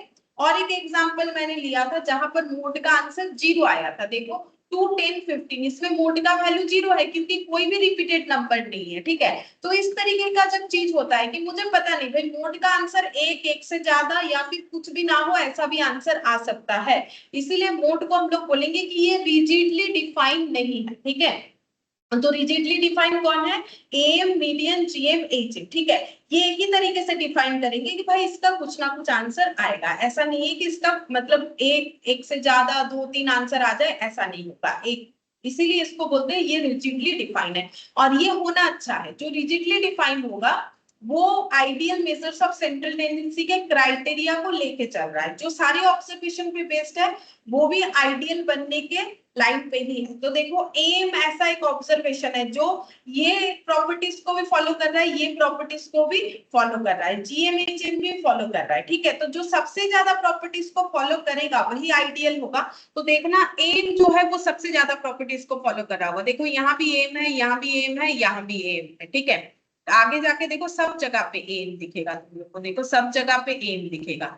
यहाँ पर ये देखो एम दिख रहा है। अच्छा ये सब में नहीं दिख रहा है वो हम बताते हैं, लेकिन मैक्सिमम केस में हमें एम दिखेगा, ठीक है। देखो 1 2 3 4 5, एम जो है टोटल 5 प्रॉपर्टीज को लेके चलेगा, ठीक है। तुम लोग जीएम का देखो कितना प्रॉपर्टी, 1 2 3, ठीक है, बस 3 प्रॉपर्टी को लेके चल रहा है। जीएम जो है एम 5 प्रॉपर्टी को लेके चल रहा है, जीएम 3 प्रॉपर्टी को लेके चल रहा है। एचएम जो है उसका भी चेक करो, एचएम कितने प्रॉपर्टी को लेके चल रहा है, 1 2 3, ठीक है, 3 और इधर कुछ नहीं है, ठीक है। तो 3 प्रॉपर्टी को लेके चल रहा है, एम, जीएम, एचएम, मीडियन और मोड, मीडियन और मोड। देखते हैं मीडियन कितने प्रॉपर्टी को लेके चल रहा है, 1 2 3 और यहाँ पर हो गया 4 5, ठीक है, यहाँ पर 5 दिख रहा है, चलो ये भी 5 है। और मोड के केस में एक है, ओनली एक है, ठीक है, मोड का ओनली एक ही है प्रॉपर्टी। तो आइडियल कौन होगा, एम और मीडियन में से कोई एक आइडियल होगा। एक्चुअली एम ही आइडियल है, मीडियन का 5 आ रहा है, लेकिन देखो पहले इसमें बोल क्या रहा है, ठीक है। तो ये समझ में आ रहा है सबसे ज्यादा आइडियल एम ही होगा, वैसे मीडियन का भी 5 आया, लेकिन अभी समझाने से समझ में आएगा कि वहां पर क्राइटेरिया कैसे फुलफिल हो रहा है। ठीक है, तो देखो हम लोगों ने यहाँ तक रिजिडली डिफाइन वाला पॉइंट समझा। अब बोल रहे हैं सिंपल टू कैलकुलेट, तो बोल रहा है कि एम, मीडियन और मोड का कैलकुलेशन सबसे आसान है। ठीक है, अब सबसे मुश्किल फिर कौन सा कैलकुलेशन को माना गया है? जीएम और एचएम को। ठीक है, मुश्किल कैलकुलेशन किसको माना गया है? अब हम लोग थर्ड नंबर पॉइंट को एक्सप्लेन कर रहे हैं। ठीक है, तो जो इजी टू कैलकुलेट नहीं है वो है एचएम और जीएम। ठीक है, बोल रहा है ये not easy to calculate, not easy to calculate ऐसा माना गया है बुक्स के तरफ से। ठीक है, तो देखो ये भी कैलकुलेशन करना कोई मुश्किल नहीं है, लेकिन जब कंपेयर किया गया बोल रहा है कि रूट करो। ठीक है, क्योंकि एचएम में क्या करना पड़ता है, उसको रेसिप्रोकल करो, फिर उसको रेसिप्रोकल करो, इस तरीके का जो 2-3 स्टेप्स है। जीएम में क्या करना पड़ता है, देखो जैसे अभी इसका जीएम निकाला तो इसमें 48⁻1/3, फिर इसको थोड़ा कैलकुलेट करना डिफिकल्ट होता है, तो इसीलिए माना गया है कि एम, मीडियन और मोड के अलावा बाकी जो जीएम एचएम है उसका कैलकुलेशन जो है सिंपल नहीं है। ठीक है, वो सिंपल नहीं है। तो हम लोगों ने अभी भी पढ़ा ना, सिंपल टू कैलकुलेट भी होना चाहिए, तब जाके वो ideal measures of central tendency होता है। ठीक है, तो इसीलिए इस क्राइटेरिया में सिर्फ ये तीनों पढ़ते हैं, जो नहीं पढ़ते हैं वो है जीएम और एचएम। ठीक है,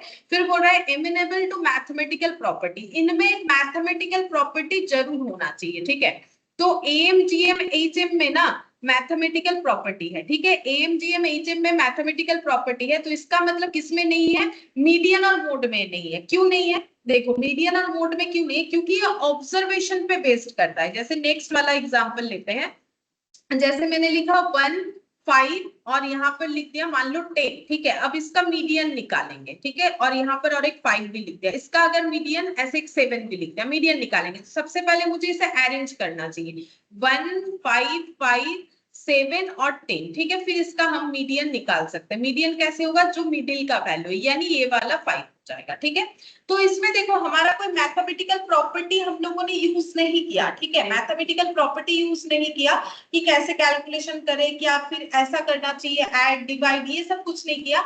सिंपल हम लोगों ने ऑब्जर्व करके कैलकुलेट किया। अब तुम लोग बोलोगे फिर इसका जब ग्रुप फ्रीक्वेंसी है तब तुम लोग फॉर्मूला यूज करते हैं मीडियन का। हाँ, वो फॉर्मूला है, बट इसका कोई मैथमेटिकल प्रॉपर्टी नहीं है। इजीली उसे कैलकुलेट करने के लिए अलग अलग फॉर्मूले का जो है इन्वेंशन किया गया है, लेकिन उसका कोई पर्टिकुलर मैथमेटिकल प्रॉपर्टी पे वो बेस्ड नहीं है, वो ऑब्जर्वेशन पे ही बेस्ड है। ऑब्जर्वेशन को देख के ही हमें आइडेंटिफाई करना पड़ता है। देखो जैसे हम यहाँ पर दिखाते हैं, मीडियन का भी मैंने बोला था ना, देखो ये देखो बिना कैलकुलेशन किए, मतलब बिना फॉर्मूला लगाए भी मैंने तुम लोग को सिखाया था कैसे कैलकुलेट किया जा सकता है। तो फॉर्मूला तो इजी टू कैलकुलेट के लिए किया जाता है, अदरवाइज इसको जस्ट देख के ऑब्जर्व करके भी हम लोग बता सकते हैं, लेकिन ये चीज हम लोग एरिथमेटिक मीन, जियोमेट्रिक मीन या हार्मोनिक मीन में नहीं कर सकते। सेम केस मीडियन के लिए, मोड के लिए भी होगा। जैसे इसी डेटा का अगर हम लोग मोड निकालें तो अरेंज करेंगे 1, 5, 5, 7, 10। हमें देखना है सबसे ज्यादा रिपीट कौन हो रहा है, 5, तो मोड का आंसर कितना हो जाएगा?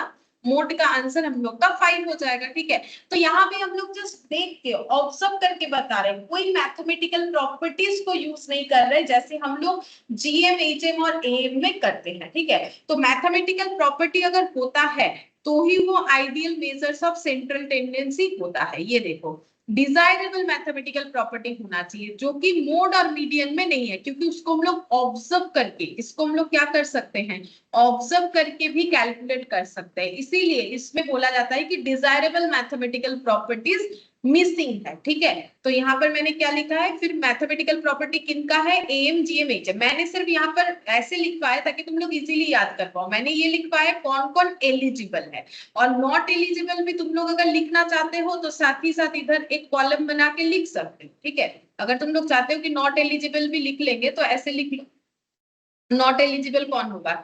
तो बाकी बच्चे में ठीक है, जैसे यहाँ पर एम, जीएम, एचएम एलिजिबल है, तो नॉट एलिजिबल है मीडियन और मोड। ठीक है, मीडियन और मोड टोटल तो 5 ही है।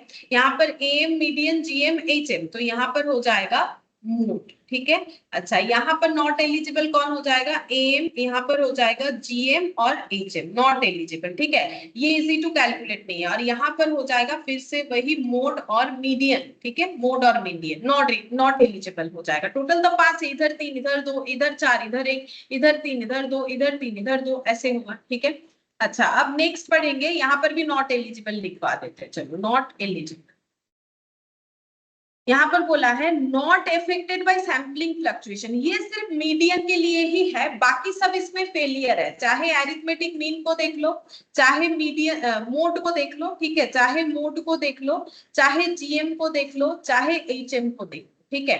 तो मीडियन जो है सैम्पलिंग फ्लक्चुएशन से अफेक्टेड नहीं होता है। सैम्पलिंग फ्लक्चुएशन से अफेक्टेड नहीं होने का मतलब क्या हुआ, देखो हम यहाँ पर लिख के समझाते हैं। जैसे मान लो मैंने यहाँ पर एक डेटा ले लिया 1, 5, 9, 10 और 14, ठीक है। तो यहाँ पर हम निकालते हैं एरिथमेटिक मीन। तो इसका आंसर कितना आएगा, 1 + 5 + 9 + 10 + 14 डिवाइडेड बाई 5। देखते हैं कितना आता है। 5 + 1 6, 16, 16 + 14 + 9, ठीक है। तो ये हो गया 39, 39 डिवाइडेड बाई, नहीं 5 + 1 6, 16, 16, 14, 9, 16, 14 और 9, हाँ 39 आ रहा है, ठीक है। तो 39 डिवाइडेड बाई 5, इसको 2 कर लेते हैं, 40 आ जाएगा। तो 40/5 ये इजी होगा। तो ये हो गया 8, ठीक है। अच्छा, अब मान लो मैंने क्या किया, सैंपल को थोड़ा फ्लक्चुएट कर दिया, ठीक है। सैंपल को फ्लक्चुएट कर दिया। फ्लक्चुएट करने का, ये सैंपल है, ये डेटा है, इसको हम फ्लक्चुएट कर देते हैं। क्या करेंगे, ज्यादा नहीं, देखो मैंने यहाँ पर इसको देखो फ्लक्चुएट कर दिया। 1 की जगह मैंने इसको कर दिया 10, यहाँ पर 5, 9 जैसा है वैसा ही रख रहे 10, और ये 14 को मैंने मान लो कर दिया 40। अब देखो एरिथमेटिक मीन क्या होगा, 10 + 5 + 9 + 10 + 40 डिवाइडेड बाई 5। अब कितना होगा, 40, 50, 60, 60 + 14, 60 + 14 डिवाइडेड बाई 5। तो ये हो गया 14.8। देखो आंसर कितना डिफर कर गया, लेकिन मैंने चेंज तो सिर्फ ये दोनों को किया है, ज्यादा तो कुछ नहीं किया है, तो आंसर डिफर कर गया। अब इसी का ही अगर तुम लोग मीडियन निकालोगे, इसी का, ठीक है, इसका जैसे एरिथमेटिक मीन निकाला था, इसी का अगर मीडियन निकालोगे तो आंसर कितना आएगा। तो देखो अरेंज किया हुआ है 1, 5, 9, 10, 14, इसका आंसर 9 आएगा, ठीक है। 9 आएगा क्योंकि मिडिल में कौन है, 9 है। अगर इसका मिडिल वैल्यू निकालोगे, इसको थोड़ा अरेंज करना पड़ेगा। अच्छा, एक काम करते फिर, इसको ना 10 के जगह हम कुछ और लिख देंगे, तो मुझे पूरा मिटाना पड़ेगा। इसको हम 3 लिख देते हैं, ठीक है, 3 लिख देते हैं। तो यहाँ पर इसको 3 कर लेते हैं, चलो कोई बात नहीं। इसको अगर हम लोग 3 कर लेते हैं तो आंसर मेरा थोड़ा सा चेंज होगा, लेकिन मुझे पूरा डेटा को नहीं रब करना पड़ेगा। देखो 3 + 5 + 9 + 50, तो ये हो गया 67/5, ठीक है। तो ये 13.4 आ रहा है, चेंज हो रहा है, ठीक है। अब अगर हम इसका मीडियन निकालना चाहे, तो ये देखो मिडिल में कौन है, 9 है, ठीक है। मिडिल में कौन है, 9 है। तो मीडियन मेरा इसमें भी 9 आंसर आ रहा है। मतलब देखो साइड के डेटा से, ठीक है, कोई प्रॉब्लम नहीं है। साइड के डेटा से कोई प्रॉब्लम नहीं है, किसको, मीडियन। लेकिन एरिथमेटिक मीन जो है वो चेंज हो जाएगा, वो अफेक्टेड हो रहा है, लेकिन मीडियन अफेक्टेड नहीं हो रहा है। तो उसी चीज को बोला है कि देखो ये जो है not affected by sampling fluctuation. अगर सैंपल मेरा थोड़ा बहुत फ्लक्चुएट होता है, स्पेशली एक्सट्रीम एंड्स में, ठीक है, तो फिर मेरा एरिथमेटिक मीन जरूर इफेक्टेड होता है, लेकिन मेरा मीडियन हमेशा इफेक्टेड नहीं होता है, बहुत ही कम इफेक्टेड होता है, ठीक है।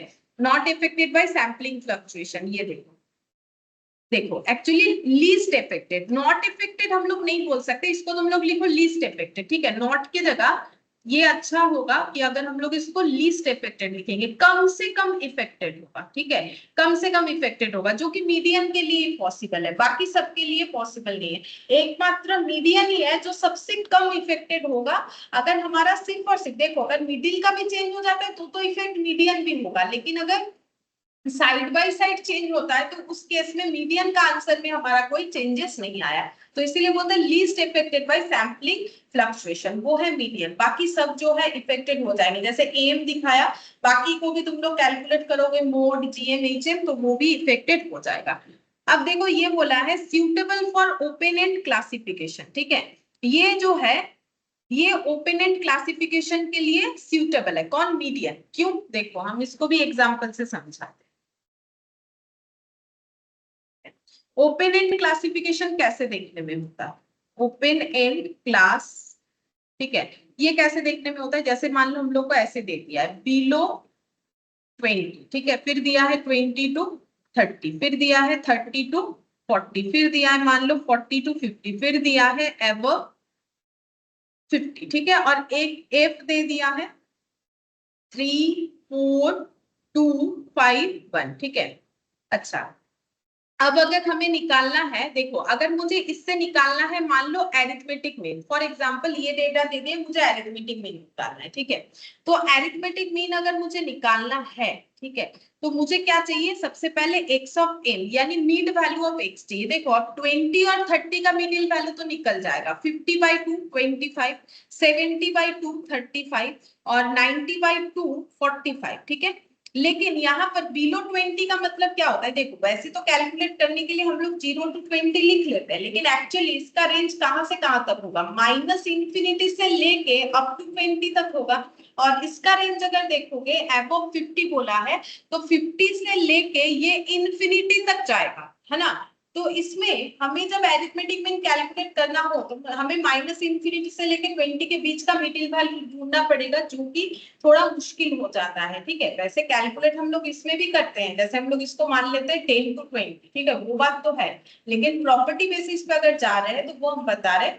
तो उसमें मुझे ये चाहिए, अब मुझे क्योंकि सारे ऑब्जर्वेशन पे बेस्ड है मेरा एरिथमेटिक मीन, तो इस केस में ओपन एंड क्लासिफिकेशन में एरिथमेटिक मीन का परफॉर्मेंस जो है उतना एक्यूरेट नहीं होगा जो हम लोग का मीडियन का होगा। अगर हम लोग को ऐसे डेटा देता है, क्या हम लोग कैलकुलेट नहीं करते, बिल्कुल करते हैं, हम लोग इसको लिख लेते हैं 10 to 20, लेकिन कौन बोल रहा है कि 10 to 20 होगा, ये तो एक्चुअली -∞ से 20 है। हम लोग कैलकुलेट करने के लिए एक एजम्पशन बेसिस पे ये करते हैं, है ना, ये एजम्पशन बेसिस पे करते हैं, क्योंकि देखो यहाँ 10 का गैप है, यहाँ भी 10 लगा दिया और यहाँ 50 से 60 कर दिया। एबव 50 मतलब 60 थोड़ी ना है, अप टू इन्फिनिटी तक कुछ भी डेटा हो सकता है, हम लोग कैलकुलेट तो कर लेते हैं, लेकिन जो है इसका लिमिटेशन ऐसे हम लोग देख सकते हैं। बाकी मीडियन के लिए इसमें कोई प्रॉब्लम नहीं होगा, ओपन एंड क्लासिफिकेशन से अगर हमें मीडियन कैलकुलेट करना हो तो हमें कोई प्रॉब्लम नहीं होता है, ठीक है, क्योंकि हम लोग मीडियन को इजीली कैलकुलेट कर पाएंगे, क्योंकि मीडियन में हमें मिडिल डेटा चाहिए होता है, ठीक है।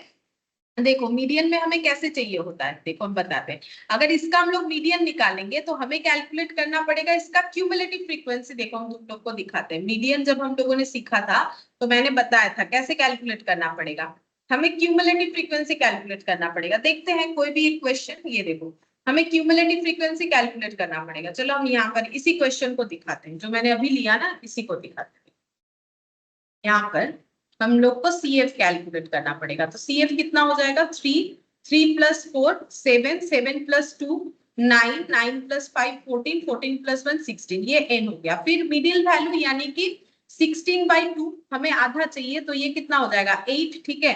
अब 8 कहाँ पर बिलोंग करेगा, देखो 3 का मतलब है यहाँ 0 से लेके 3 तक जो है नंबर्स है, फिर 7 का मतलब 0 से लेके 7 तक का है, 9 का मतलब 0 से लेके 9, यानी मेरा 9 ये वाला जो 30 to 40 है, ये वाला मेरा मीडियन क्लास होगा, ठीक है, ये वाला मेरा मीडियन क्लास होगा। 30 to 40 जो है ना, ये वाला मेरा मीडियन क्लास होगा, और इससे तुम लोग आराम से मीडियन का फॉर्मूला लगा के कैलकुलेट कर सकते हो। मीडियन का फॉर्मूला क्या था, देखो मीडियन का फॉर्मूला है हम लोग का L1, ये देखो मीडियन का फॉर्मूला है L1 n/2, ये देखो L1 n/2 - CF divided by F into C, ठीक है, C या I कोई भी कुछ लिख सकते हो, बहुत से लोग C लिखते हैं, बहुत से लोग I लिखते हैं, ठीक है। अच्छा n/2 का मतलब कितना आ गया, 8 आ गया, ठीक है, -C, और ये देखो L1 का मतलब lower class boundary of the median class, median class तुम्हें पता चल गया 30 to 40, तो यहाँ पर 30 हो जाएगा, plus cumulative frequency of the class preceding the median class, मतलब इसके पहले वाला क्यूमुलेटिव फ्रीक्वेंसी लेना है यानी 7, और F का मतलब frequency of the median class जो कि 2 होता है, ठीक है, मैंने ये सिखाया है तुम लोग को। C कितना हो जाएगा, 30 40 का गैप यानी कि 10 हो जाएगा। अब आराम से तुम लोग इसको कैलकुलेट करके देख सकते हो, ठीक है, ये कितना आ जाएगा 35 आ गया। तो देखो मेरा यहाँ पर ओपन एंड क्लासिफिकेशन कुछ भी डेटा क्यों ना हो, मेरा मीडियन वैल्यू आराम से निकल जाएगा, ठीक है। तो अगर ओपन एंड क्लासिफिकेशन होता है तो सबसे सुटेबल कंप्यूटेशन का जो मेथड है वो मीडियन होता है, वही वाला चीज मैंने यहाँ पर लिखा है, suitable for open and classification. Open and classification के लिए सुटेबल क्या है, मीडियन है। क्या तुम लोग को इतना सारा जो हम प्रूफ दिखा रहे हैं ये याद रखना पड़ेगा, नहीं, ये तो समझाने के लिए हम बोल रहे हैं रहे हैं। अगर तुम लोग इसको इस तरीके से समझ जाते हो तो जो एमसीक्यू में आएगा तब तुम लोग उसको जो है कौन सा सही आंसर है उस पर पुट कर पाओगे, अदरवाइज कैसे करोगे, ठीक है। तो suitable for opinion classification median है, लेकिन एम या फिर मोड या फिर जीएम या फिर एचएम इसमें ज्यादा सुटेबल नहीं है, ठीक है। अच्छा, उसके बाद लेकिन ऐसा नहीं है कि सूटेबल, ठीक है। ये देखो सूटेबल, लीस्ट अफेक्टेड, लेकिन कंफर्म वाला बात नहीं। जैसे सूटेबल है तो इसका मतलब ये नहीं कि ओपिनियन क्लासिफिकेशन रहा तो एम नहीं निकलता, निकलता है एम, वहां पर भी अपना काम कर लेता है कैसे भी, लेकिन सूटेबल फॉर मीडियन क्लासेस है, ठीक है। अच्छा, फिर बेस्ट मेजर्स ओवरऑल, तो ये देखो सबसे बेस्ट मेजर्स जो है वो एरिथमेटिक मीन का होता है, इसीलिए हम लोग इसको क्या बोलते हैं, ideal measures of central tendency. इसका और एक रीजन भी है, एक्चुअली एरिथमेटिक मीन हर एक चैप्टर में स्टैटिस्टिक्स में यूज होता है, इसका मैथमेटिकल प्रॉपर्टीज वगैरह सारी चीज जो है दूसरे चैप्टर्स में यूज होते हैं, जैसे कि measures of dispersion, correlation, regression, ठीक है। इसी कारण से भी इसको हम लोग ideal measures of central tendency बोलते हैं, ठीक है। और फिर हमें अगर कभी एमसीक्यू में पूछे कि best measures for open and class कौन सा है, तो फिर तुम लोग का आंसर देना है मीडियन, ठीक है। Best measures for open and classification, जो कि मैंने यहाँ पर ऑलरेडी लिखा है, ओपन एंड क्लासिफिकेशन, ठीक है। तो ये दोनों जो है ना पैरामीटर्स जो है, ये दोनों जो है एमसीक्यू के आंसर के लिए मैंने लिखा है, ठीक है। तो बेसिकली जो क्राइटेरिया है वो यहाँ तक ही है, ठीक है। यहाँ पर तो मैंने लिखा है best measures of central tendency, फिर कौन निकलेगा, एम निकलेगा, और best measures for open and classification कौन है, वो मीडियन होगा, ठीक है, वो मीडियन होगा। तो एक्चुअली क्राइटेरिया हम लोग का यहाँ तक का ही है, ठीक है। ये दो हम लोग का आंसर हो गया, ठीक है, दो आंसर हो गया। अगर कभी तुम लोग को एमसीक्यू में ये पूछे तो तुम लोग इससे आंसर दे सकते हो, इसका ऐसे स्टार स्टार लगा लो। और देखो एम सबसे ज्यादा जगह पे हाँ है, देखो 1 2 3 4, ठीक है। और मीडियन कितने जगह पे हाँ है, 1 2 और यहाँ पर देखो 3, ठीक है 3। और यहाँ पर ओपन एंड और ये जो सैम्पलिंग फ्लक्चुएशन है ना, ये दोनों पे फिक्स नहीं है, बोल रहा है सूटेबल ज्यादा है, लेकिन एम भी कर लेता है, एम भी कर लेगा, लेकिन सूटेबल नहीं होगा, ठीक है। मतलब अच्छा होता है कि अगर हम लोग मीडियन यूज करें अगर ओपन एंड क्लासिफिकेशन रहेगा, और ये लीस्ट अफेक्टेड है, ऐसा नहीं कि अफेक्टेड नहीं होगा, लीस्ट अफेक्टेड है। इसीलिए एम को जो है best measures of central tendency माना गया है, क्योंकि इस पे सारे चीज ज्यादा एप्लीकेबल होते हैं, जैसे कि ये सारे ऑब्जर्वेशन पे बेस्ड होता है, ये रिजिडली डिफाइन होता है, ये सिंपल टू कैलकुलेट होता है, ये मैथमेटिकल प्रॉपर्टीज को बियर करता है, और ये जो है सैंपल फ्लक्चुएशंस होने पे ये अफेक्टेड होता है, ठीक है, लेकिन सबसे कम जो है मीडियन अफेक्टेड होता है, suitable for open and classification median. अब एम को ही क्यों बेस्ट माना गया है, उसका रीजन, सबसे बड़ा रीजन ये है कि वो मैक्सिमम प्रॉपर्टीज को तो बियर करता ही है, साथ ही साथ उसका मैथमेटिकल प्रॉपर्टी दूसरे चैप्टर्स में भी यूज होता है, इसीलिए इसको ideal measures of central tendency माना गया है, ठीक है। तो हम यहाँ पर तुम लोग को वो चीज भी पढ़ के दिखा देते हैं, एक बार देखो, ये पढ़ोगे तो तुम लोग को भी समझ में आएगा। देखो यहाँ पर देखो क्या बोला है, after discussing the different measures of central tendency, now we are in a position to have review of these measures of central tendency so far as the relative merits and demerits are concerned on the basis of requisites of an ideal measures of central tendency which have been already mentioned in section 14.1.2। मतलब ऊपर जो भी criteria दिया था उसके basis पे हम लोग अपना कौन सा मेजर्स ऑफ सेंट्रल टेंडेंसी सबसे ज्यादा आइडियल है वो आइडेंटिफाई कर सकते हैं। The best measures of central tendency usually is the AM, सबसे बेस्ट एम को ही माना गया, क्यों, क्योंकि it is rigidly defined based on all observation, easy to comprehend, simple to calculate and amenable to mathematical properties. However, aim has one drawback. aim का एक drawback तो है, in the sense that it is very much affected by sampling fluctuations, जो कि median नहीं होता है, sampling fluctuations से ये काफी ज्यादा affected होता है।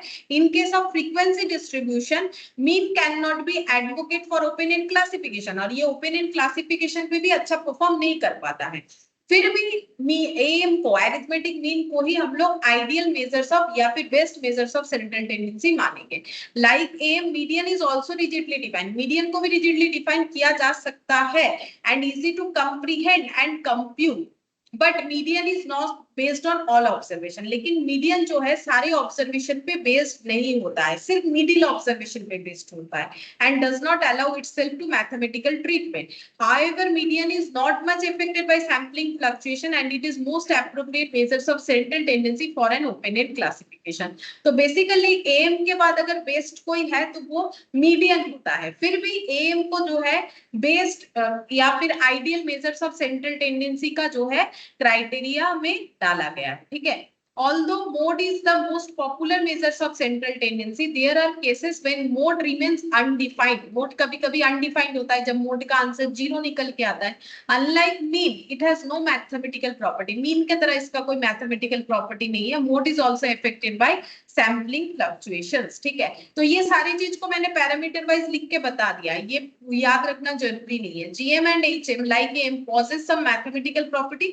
GM HM का भी अपना अपना mathematical property है. They are rigidly defined and based on all observation, but they are difficult to comprehend and compute. लेकिन GM और HM का कैलकुलेशन और समझाना वो थोड़ा मुश्किल होता है. As such have limited application for the computation of average rates, ratios and such like that. हाँ, ये लास्ट वाला पॉइंट हम सब चाहते हैं. तो देखो जो पैरा मैंने बोला वो उसी चीज को ना मैंने यहाँ पर तुम लोग को ऐसे टेबल करके लिखवा दिया. ठीक है. बस ये तुम लोगों को मैंने समझा भी दिया है. एक बार तुम लोग को गो थ्रू कर लेना चाहिए ताकि याद रह जाए. ठीक है. अच्छा, अब देखो यहाँ पर नेक्स्ट पॉइंट हमें क्या पढ़ना है. नेक्स्ट पॉइंट देखो, एक सेकेंड. नेक्स्ट पॉइंट हम लोग पढ़ेंगे कि जो जीएम और एचएम है वो हमें कहाँ कहाँ अप्लाई करना चाहिए वो हम बताते हैं. देखो जैसे हमें कोई डेटा दिया हुआ है. ठीक है. तो डेटा हमें दो तरीके के फॉर्म में दिया हो सकता है. जैसे एक हो सकता है इन द फॉर्म ऑफ रेट और रेशियो. ठीक है. रेट और रेशियो के फॉर्म में हमें गिवन हो सकता है. ठीक है. तो रेट या रेशियो कैसे हो सकता है? परसेंटेज और अदर. ठीक है. और यहाँ पर लिखो अदर. अदर. ठीक है. तो अगर हमें जो डेटा गिवन है वो अगर हमें रेशियो या फिर मैंने दो बार रेशियो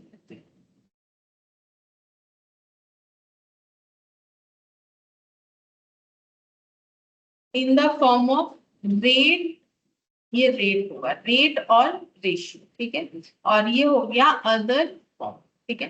तो अगर रेट और रेशियो में दिया हुआ है तो अगर परसेंटेज में दिया हुआ है तो हमें यूज करना चाहिए जीएम, और अगर अदर्स दिया हुआ है तो हमें यूज करना चाहिए एचएम. हम इसका भी एग्जांपल देते हैं. ठीक है. जैसे मान लो हमें डेटा दिया हुआ है ऐसे 12%, 7% और 9%. ठीक है.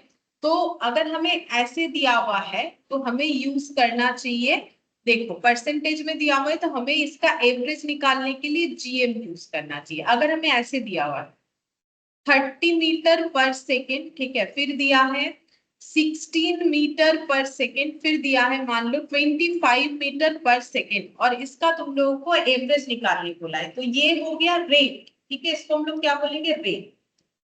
और ये क्या हो जाएगा? परसेंटेज या फिर इसको रेशियो बोल सकते हैं क्योंकि ये रेशियो भी तो है ना. 12% मतलब कितना? 12/100. तो इसका हम लोग का क्या हो जाएगा? रेशियो भी हो जाएगा. ये देखो यहाँ पर हो गया 4 3 12, 425 में 100 होता है तो 3/25. ठीक है. तो ये हम लोग का रेशियो हो गया या फिर परसेंटेज. अगर परसेंटेज या रेशियो में डेटा दिया हुआ है और हमें बोला गया है कि जो है एवरेज वैल्यू निकालो तो हमें जियोमेट्रिक मीन का यूज करना चाहिए. और अगर हमें डेटा दिया हुआ है रेट्स में जैसे 30 मीटर पर सेकेंड, ठीक है, 16 मीटर पर सेकेंड, ये सब हमारा क्या हो गया? रेट बता रहा है कि एक सेकेंड में 30 मीटर, एक सेकेंड में 16 मीटर. अगर इस तरीके का हमें डेटा दिया हुआ है, एवरेज निकालने बोला है तो हमें यूज करना चाहिए HM. ठीक है. हार्मोनिक मीन ये हमें यूज करना चाहिए. तो ये हमें थोड़ा सा ध्यान रखना पड़ेगा कि कब हमें कौन सा यूज करना चाहिए. ठीक है. तो जीएम यूज करना चाहिए हमें रेशियो के केस में. ठीक है. और HM हमें यूज करना चाहिए बाकी सारे केसेस में. ठीक है. बाकी सारे केसेस में यूज करना चाहिए. और अगर हमारा रेट और रेशियोज में नहीं है, किसी और फॉर्म में है, तो हमें AM अरिथमेटिक में यूज करना चाहिए. अगर हमें जो डेटा दिया हुआ है उसमें मतलब ना तो रेशियो के फॉर्म में है डेटा, ना तो रेट के फॉर्म में है, तो सिंपल अरिथमेटिक मीन का हमें यूज करना चाहिए। ठीक है, तो ये तुम लोग को याद रखना पड़ेगा, ताकि जब कोई क्वेश्चन आए तो इस तरीके का डेटा रहेगा तो क्या यूज करोगे, अगर सिंपल डेटा रहेगा तो क्या यूज करना है। ठीक है,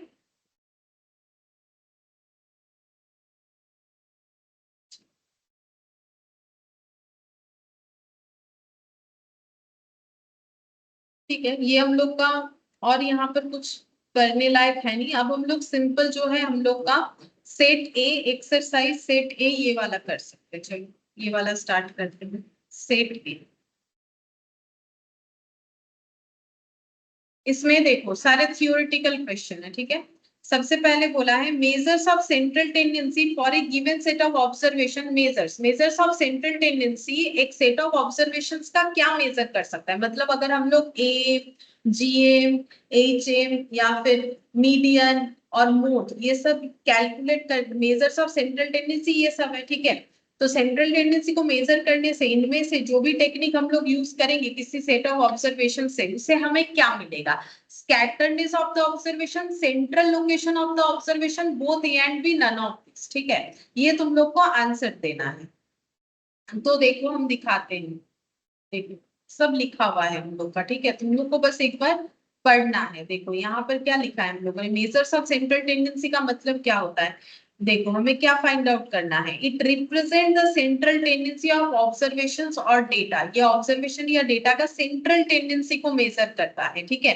तो हमें क्या फाइंड आउट करना है, the central location of the observation. देखो हमें क्या फाइंड आउट करना है, central location of the observation, ये हमें फाइंड आउट करना है। तो पहले क्वेश्चन का आंसर क्या हो जाएगा, बी होगा। ठीक है, 1 का बी होगा। स्कैटरनेस तो डिस्पर्सन में होगा, जब पढ़ोगे तब देखना। स्कैटरनेस मतलब दूरी। ठीक है, कितना दूर है। अच्छा, फिर नेक्स्ट देखो question number 2, while computing the AM from a group frequency distribution। अगर ग्रुप फ्रीक्वेंसी डिस्ट्रीब्यूशन से हम लोग AM कैलकुलेट कर रहे हैं, we assume that, तो हम लोग क्या एजम्पशन लेते हैं, पहले हम तुम लोग को दिखाते हैं ग्रुप फ्रीक्वेंसी डिस्ट्रीब्यूशन का कैलकुलेशन कैसे होता है। अगर तुम लोग भूल गए हो तो हम दिखाते हैं। ये देखो, ये है ग्रुप फ्रीक्वेंसी डिस्ट्रीब्यूशन। इसमें हम लोगों ने अरिथमेटिक मीन कैसे कैलकुलेट किया था, तो हम लोगों ने देखा कि ऐसे क्लासेस दिए हुए हैं, हमें निकालना है अरिथमेटिक मीन, और ये फ्रीक्वेंसीज दिया हुआ है। तो हम लोगों ने सबसे पहले क्या फाइंड आउट किया, हम लोगों ने सबसे पहले फाइंड आउट किया मीड वैल्यू। ठीक है, तब जाके हमें एफ इंटू एक्सएल करने को मिला था। ठीक है, क्योंकि देखो नॉर्मली क्या होता है, फिर से याद दिला देते हैं, नॉर्मली जब हमारा ग्रुप फ्रीक्वेंसी नहीं होता है तो ये 10 फ्रीक्वेंसी 3 का मतलब क्या है, 10 3 टाइम्स है, 14 2 टाइम्स है, 16 1 टाइम्स है, 18 2 टाइम्स है, 21 टाइम्स है, तो वही हम लोग उसको फ्रीक्वेंसी से लिखते हैं। और ऐसे देखो 10 3 टाइम्स है मतलब 10 प्लस 10 प्लस 10 नहीं लिख के 30 लिखना, तो हम लोग एफएक्स का यूज करते थे। अब अगर हमें ग्रुप फ्रीक्वेंसी डिस्ट्रीब्यूशन दे दिया तो 10 से 19 के बीच में क्या क्या नंबर है, 10 11 12 13 14 15 16 17 18 19 तक का नंबर है। ठीक है, अब हमें इसमें से कौन सा नंबर जो है मतलब कौन सा नंबर कितने बार अपने आप को रिपीट किया है, वो हम लोग कैसे पता करें कि 5 टाइम्स कौन सा नंबर अपने आप को रिपीट किया है। तो हमें क्या निकालना पड़ता है, मीड वैल्यू निकालना पड़ता है। अब इसी वैल्यू को हम लोग मान लेते हैं कि ये वैल्यू हमारा 5 बार रिपीट हुआ है।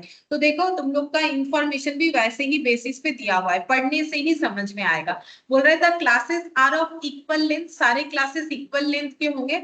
The classes have equal frequency, वो कभी नहीं हो सकता है सारे क्लासेस का इक्वल फ्रीक्वेंसी हो, ऐसा जरूरी नहीं है। ठीक है, देखो ये पढ़ो, all the values of class are equal to the mid value of that class. तो हम लोगों ने क्या किया, मीड वैल्यू का वैल्यू को ही क्लास वैल्यू ले लिया। ठीक है, वही तो हम लोगों ने किया ना। देखो यहाँ पर हम लोग क्या कर रहे हैं, एफ के साथ आराम से एक्स को मल्टीप्लाई करते रहे, क्योंकि यहाँ पर सिंगल वैल्यू है। लेकिन यहाँ पर क्या हो रहा है, 10 से 19 तो काफी सारा वैल्यू है, 10 11 12 13 14 15 16 17 18 19, तो हम लोग एक वैल्यू ले रहे हैं और उसी को एफ के साथ मल्टीप्लाई कर रहे हैं। ठीक है, तो सारे क्लास वैल्यूज को उसके मिडिल वैल्यू से रिप्रेजेंट कर रहे हैं। ठीक है, सारे क्लास वैल्यू को उसकी मिडिल क्लास वैल्यू से रिप्रेजेंट कर रहे हैं। तो जब ग्रुप फ्रीक्वेंसी होता है तो all the values of a class are equal to the middle value of that class, ये मान के कंप्यूटेशन यानी कि कैलकुलेशन किया जाता है। तो 2 का आंसर हम लोग का फिर सी होना चाहिए। ठीक है, देखो ये सही आंसर है। ये नन ऑफ दिस तो फिर होगा नहीं। और ये दोनों क्यों गलत है? क्लासेस इक्वल लेंथ का हो भी सकता है, नहीं भी हो सकता है, तो भी अरिथमेटिक मीन निकलेगा।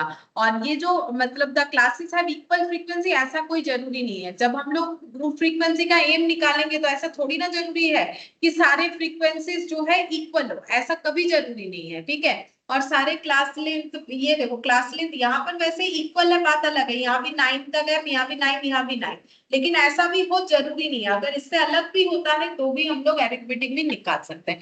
तो मेन क्राइटेरिया ये है कि जब हम लोग कंप्यूट करते हैं अरिथमेटिक मीन ग्रुप फ्रीक्वेंसी के लिए, तो हम लोग सारे क्लासेस के जो भी वैल्यूज है उसको एक मीड वैल्यू से रिप्रेजेंट करते हैं। फिर थर्ड नंबर में देखो क्या बोला है, विच of the following statement is wrong. कौन सा रॉन्ग है? मीन इज रिजिडली डिफाइंड, बात तो सही है, अभी अभी पढ़ा हम लोगों ने। मीन का मतलब हमेशा मैंने बोला है, जब मीन के आगे कुछ नहीं लिखा हुआ हो तो उसे अरिथमेटिक मीन मानो। Mean is not affected due to sampling fluctuation, ये गलत बात है, अभी भी मैंने पढ़ाया कि सैम्पलिंग फ्लक्चुएशन से अफेक्टेड होता है। क्योंकि देखो अगर एक्सट्रीम डेटा में चेंजेस हो जाता है थोड़ा बहुत, तो फिर मेरा मीन का आंसर अलग आ जाता है, तो फिर ये वाला जो है ये रॉन्ग स्टेटमेंट है, ठीक है। फिर बोला है mean has some mathematical properties, हाँ मीन का मैथमेटिकल प्रॉपर्टी है, दूसरे चैप्टर में भी काम आता है। तो ऑल ऑफ दिस तो होगा नहीं, अगर ये दोनों सही है ये गलत है, ऑल ऑफ दिस तो आंसर होगा नहीं। तो इसका मतलब मेरा आंसर कौन सा होगा? मेरा आंसर, मुझे पूछा कौन सा रॉन्ग प्रॉपर्टी है, तो आंसर ये होगा mean is not affected due to sampling fluctuations. ये रॉन्ग आंसर दिया हुआ है, मतलब ये गलत क्राइटेरिया लिखा हुआ है। तो मुझे पूछा था कि गलत क्राइटेरिया कौन सा है, तो 3 का बी हो जाएगा, ठीक है। अच्छा, फोर्थ नंबर में देखो, विच of the following statement is true. कौन सा स्टेटमेंट जो है वो हम लोग का ट्रू है? बोल रहा है usually mean is best measures of central tendency, यही वाला ट्रू है ना। मीन जो है वही हम लोग का best measures of central tendency. बोला है मीडियन बेस्ड मेजर्स नहीं, मोड बेस्ड मेजर्स नहीं, जीएम बेस्ड मेजर्स नहीं, बेस्ड तो हमारा मीन को ही माना गया है। मीन का मतलब अरिथमेटिक मीन। 4 का आंसर हम लोग का ए होगा, ठीक है, 4 का आंसर हम लोग का ए हो जाएगा। फिफ्थ नंबर का देखो, फॉर ओपन एंड क्लासिफिकेशन, अभी समझाया कैसा होता है open and classification. Which of the following is best measures, तो मीडियन, क्योंकि मीडियन का तो मिडिल डेटा से काम होता है, मीडियन का स्टार्टिंग और एंडिंग से कोई काम ही नहीं है, तो फिर ये हम लोग का सी हो जाएगा, ठीक है। फिफ्थ नंबर का आंसर हम लोग का सी हो जाएगा। सिक्स्थ नंबर देखो क्या बोला है, The presence of extreme observation does not affect। extreme observations कुछ भी हो, extreme मतलब साइड का, जैसे कि हम दिखाते हैं, ये देखो extreme observations हमारा कुछ भी हो, कौन इफेक्टेड नहीं हुआ? मीडियन इफेक्टेड नहीं हुआ, ठीक है। तो क्या पूछा है देखो, the presence of extreme observation does not effect median. Median को कभी इफेक्ट नहीं करेगा, क्योंकि मीडियन हमेशा मिडिल वैल्यू को कैलकुलेट करता है। तो एक्सट्रीम में कुछ भी रहे, कम हो ज्यादा हो, उससे मीडियन का कोई इम्पैक्ट नहीं आता। फिर सेवेंथ नंबर देखो क्या बोल रहा है, in case of an even number of observation which of the following is median. अगर हमारा इवन नंबर ऑफ ऑब्जर्वेशन है तो मीडियन का आंसर क्या होगा? तो देखो हम दिखाते हैं, मैंने लिखवाया था कि अगर हम लोग का इवन नंबर ऑब्जर्वेशन होता है तो मीडियन का आंसर कैसे निकाला जाता है। तो चलो हम दिखा देते हैं, मीडियन में चलते हैं, दिखाते हैं। देखो मीडियन जो हम लोगों ने सीखा था, ये देखो, अगर मेरा मीडियन देखो, अगर मेरा ऑड है मिडिल टर्म तो हमारा आसानी से निकल जाता है। अगर ऑड की जगह इवन है तो हम लोग क्या करते हैं, 2 मिडिल वैल्यू निकल के आता है। जैसे तुम लोग को दिख रहा है 3, 5, 6, 15, तो इसमें 2 मिडिल वैल्यू, एक 5 एक 6, लेकिन आंसर तो एक ही होगा क्योंकि मीडियन रिजिडली डिफाइन होता है, इसका एक से ज्यादा आंसर नहीं होता है। तो मुझे क्या करना है, दोनों मिडिल वैल्यू का सिंपल एवरेज कर देना है। तो 5 + 6 डिवाइडेड बाय 2 यानी 5.5 जो है ये मेरा मीडियन वैल्यू होगा, ठीक है। तो देखो यहाँ पर क्या लिखा है, in case of an even number कैसे करके मीडियन वैल्यू कैलकुलेट होगा, any of the 2 middle most value, नहीं कोई भी वैल्यू लिख देंगे दोनों में से, नहीं, simple average of 2 middle values. हाँ, हमें 2 मिडिल वैल्यूज का सिंपल एवरेज करना है, वेट नहीं देना है, वेटेज से कैलकुलेट नहीं करना है, सिंपल एवरेज करना है, ठीक है। तो बी हो जाएगा आंसर 7 का, 7 का बी, ठीक है। अच्छा, 8th नंबर में देखो, 8th नंबर में क्या बोला है, the most commonly used measures of central tendency. सबसे कॉमनली यूज्ड जो तुम लोग बचपन से सीखते हो अरिथमेटिक मीन, ये सबसे कॉमनली यूज्ड है, सबसे ज्यादा पॉपुलर है, ठीक है। ये हमें बचपन से सिखाया जाता है, बाकी सब चीज हम लोग बाद में सीखते हैं, लेकिन ये हमें हमेशा सिखाया जाता है। जब भी किसी चीज का एवरेज निकालने बोलता है तो हम लोग अरिथमेटिक मीन करते हैं। जैसे तुम लोग के रिजल्ट से लेके एक दिन का मतलब 1 वीक का जो है टेम्परेचर देख लो, 1 वीक का जो है कितना पानी हुआ है, बरसात हुआ है, वो देख लो, ठीक है। हर एक चीज का अगर हमें एवरेज निकालने बोले तो हम लोग फटाफट अरिथमेटिक मीन का ही यूज कर सकते हैं, ठीक है। तो ये सबसे ज्यादा कॉमनली यूज्ड है। Which one of the following is not uniquely defined, कौन सा इसमें से यूनिकली डिफाइंड नहीं होता है। तो यूनिकली डिफाइंड नहीं होगा हम लोग का मोड, क्योंकि मोड का एक यूनिक वैल्यू नहीं है, 3 तरीके का वैल्यू आ सकता है। मोड का आंसर एक भी हो सकता है, एक से ज्यादा भी हो सकता है, कुछ भी आंसर नहीं आया वो भी हो सकता है। इसीलिए यूनिकली डिफाइन नहीं किया जाता है मोड को, यानी 9 का आंसर सी हो जाएगा, ठीक है। 9 का आंसर सी हो जाएगा। फिर 10th का देखो, Which of the following measures of central tendency is difficult to compute? कौन सा कैलकुलेट करने में डिफिकल्ट है? तो डिफिकल्ट जो है जियोमेट्रिक मीन, हार्मोनिक मीन, इनको माना गया है, क्योंकि इनमें हमें रेसिप्रोकल करना पड़ता है हार्मोनिक मीन में, ठीक है। जियोमेट्रिक मीन में हमें रूट वगैरह करना पड़ता है। तो सबसे ज्यादा डिफिकल्ट जीएम और एचएम को माना गया है, यानी ऑप्शन हम लोग का 10th का डी हो जाएगा, ठीक है। 10th का आंसर हम लोग का डी होगा। 11 का देखो क्या बोला है, which measures of central tendency is or are considered for finding the average rate? Average rate calculate करने के लिए हमें किसको कंसीडर करना चाहिए, ठीक है, एवरेज रेट। तो अभी देखो मैंने सिखाया है तुम लोग को, रेट के लिए हम लोग क्या यूज करेंगे। देखो रेट और रेशियोज के लिए हम लोग, अगर रेट रेशियोज को परसेंटेज में देगा तो जीएम, अदरवाइज एचएम, ठीक है। लेकिन यूज क्या करेंगे, रेट और रेशियो के लिए जीएम एचएम का यूज करेंगे, लेकिन रेट हमें देखो परसेंटेज में भी, ये भी रेट है, ये भी रेट है, हमें परसेंटेज में या रेशियो में रेट दिया तो क्या यूज करेंगे, स्पेसिफिकली जीएम। और अगर हमें ऐसे करके रेट दिया तो फिर हमें यूज करना चाहिए, क्या यूज करना चाहिए, इसको भी हम लोग रेट भी बोल सकते हैं, ठीक है, रेट, रेशियो और परसेंटेज, ठीक है। तो इसके लिए हम लोग एचएम यूज करेंगे स्पेसिफिकली। लेकिन हम लोग रेट और रेशियोज के लिए क्या यूज कर सकते हैं, रेट और रेशियोज के लिए हमें यूज करना चाहिए जीएम और एचएम, ठीक है। तो हम लोग का आंसर क्या होगा, 11 का आंसर हम लोग का डी होगा, बोथ बी एंड सी, ठीक है। 11 का आंसर डी, 11 का आंसर हम लोग का डी होगा। हम फिर से बोल देते हैं एक बार, देखो अगर हमें पूछे कि रेट और रेशियोज में दिया हुआ है, ठीक है, रेट या फिर रेशियोज में दिया हुआ है या फिर परसेंटेज में दिया हुआ है, तो हम लोग क्या कर सकते हैं। देखो एक्चुअली क्या होता है ना, मतलब इसका ये जो लिखा है इसका समझने का तरीका होता है। देखो परसेंटेज भी ना रेशियो होता है एक तरीके का, है ना, जैसे मैंने अभी बताया। तो अगर हमें स्पेसिफिकली परसेंटेज या रेशियोज में दिया है तो फिर जीएम यूज करना बेटर होगा। अगर किसी और तरीके से दिया है तो एचएम यूज करना पड़ेगा। लेकिन ये भी रेट्स है, ये भी रेशियोज है, ये रेट भी है, रेशियोज भी है, और ये रेट है, ठीक है, ये रेट है, इसका भी रेशियो हो जाएगा 30/1 सेकेंड, है ना। तो 30/1 रेशियो इसका भी बनेगा।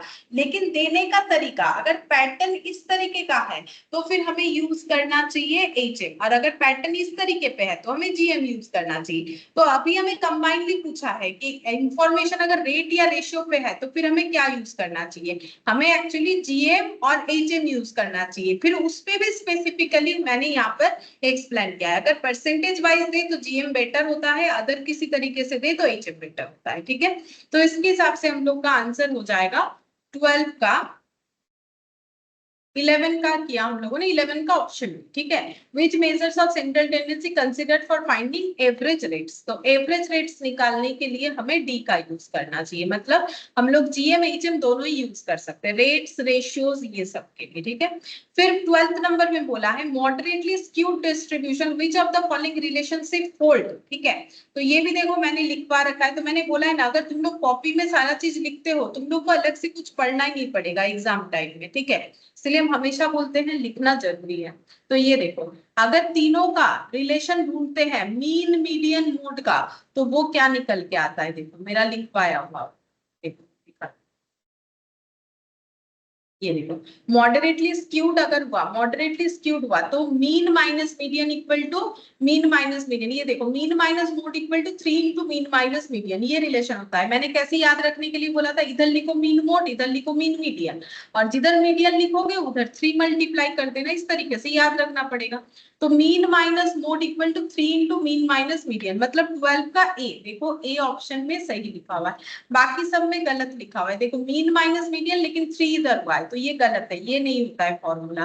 और ये मीन माइनस मीडियन 3 इंटू नहीं, ये भी नहीं होता है। दोनों साइड पहले मीन माइनस मीडियन और मीन माइनस मोड होगा, और जिधर मीडियन है उधर हमारा 3 लगना चाहिए, ठीक है। तो 12 का आंसर ए हो जाएगा, तो मैंने यहाँ पर लिख दिया 12 का आंसर, ठीक है। फिर 13 का देखते हैं, 13 में क्या बोला है। वेटेड एवरेज आर कंसिडर्ड, हम लोग अभी आज ही सीखे वेटेड एवरेज कब कंसिडर्ड किया जाता है। The data are not classified, the data are put in the form of group frequency distribution, all the observations are not equal importance।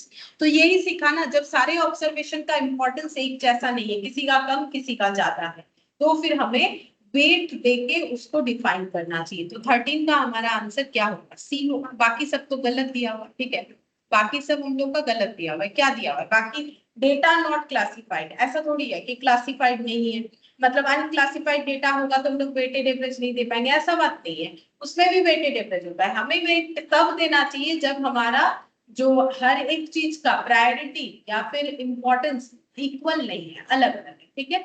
और ये देखो विच ऑफ द फॉलोइंग जो है result hold for set of distinct positive observation. अगर distinct observation हुआ तो इसमें से कौन सा हमारा प्रॉपर्टी होल्ड होगा, तो डिस्टिंक्ट होने से होता है AM greater than GM greater than HM, और अगर कांस्टेंट होता है तो एम जीएम एचएम बराबर होता है। तो हमें बोला है डिस्टिंक्ट, सिर्फ डिस्टिंक्ट, डिस्टिंक्ट में ये वाला फॉलो होगा। तो 14 का सी आज ही सीखा हम लोगों ने, ठीक है, ये तो आज ही सीखा है हम लोगों ने। फिर 15 का देखते हैं क्या बोला है। 15 में बोला है when a firm register both profit and loss, अगर किसी फर्म में प्रॉफिट भी हो रहा है लॉस भी हो रहा है, which of the following measures of central tendency cannot be considered, कौन सा वाला मेजर्स ऑफ सेंट्रल टेंडेंसी हम लोग यूज नहीं कर सकते हैं, ठीक है। तो देखो ये बहुत ही मतलब एक समझने वाला क्वेश्चन है। अगर प्रॉफिट लॉस दोनों हो रहा है तो मेरे पास पॉजिटिव वैल्यू भी आएगा नेगेटिव वैल्यू भी आएगा। तो इनमें से कौन है जो नेगेटिव वैल्यू को कैलकुलेट करने में फेलियर है, जो कि जीएम है। हम दिखाते हैं, वो भी मैंने लिखा था कि क्यों होता है, वो दिखाते हैं, याद आ जाएगा। 15 का आंसर फिर हम लोग का बी होगा, क्योंकि जीएम में ये फैसिलिटीज नहीं है कि जीएम जो है नेगेटिव वैल्यू को कैलकुलेट कर सके। हम दिखाते हैं, ठीक है, यहाँ पर इसमें ही ये जो जैम कोड है इसी में होगा। देखो हम दिखाते हैं, देखो जब हम लोगों ने जीएम कैलकुलेट करना सीखा था तो एक इंपॉर्टेंट पॉइंट मैंने बताया था, नेगेटिव अनडिफाइंड। क्यों, क्योंकि ये रूट के अंदर कैलकुलेट होता है। अंडर रूट में कोई नेगेटिव वैल्यू कभी भी कैलकुलेट करके कोई आंसर हमें नहीं दे सकता है। तो अगर प्रॉफिट लॉस हुआ तो फिर मेरा नेगेटिव वैल्यू आएगा, और अगर नेगेटिव वैल्यू आता है तो फिर जीएम उसे कैलकुलेट करने में फेलियर हो जाएगा। तो इसीलिए अगर फर्म में प्रॉफिट भी है लॉस भी, इसका मतलब हमें नेगेटिव वैल्यू के कैलकुलेशंस को भी करना पड़ेगा, तो उसमें जीएम मेरा फेलियर है। तो वही चीज मैंने यहाँ पर लिखा है, ठीक है। फिर बोल रहा है quartiles are the values dividing a set of observation into. तो ये तो मैंने काफी अच्छे तरीके से तुम लोग एक एक पार्ट करके मैंने दिखाया था कि क्वार्टाइल, अच्छा वो यहाँ पर है, देखो क्वार्टाइल को हम लोग क्या बोलते हैं, फिर ये देखो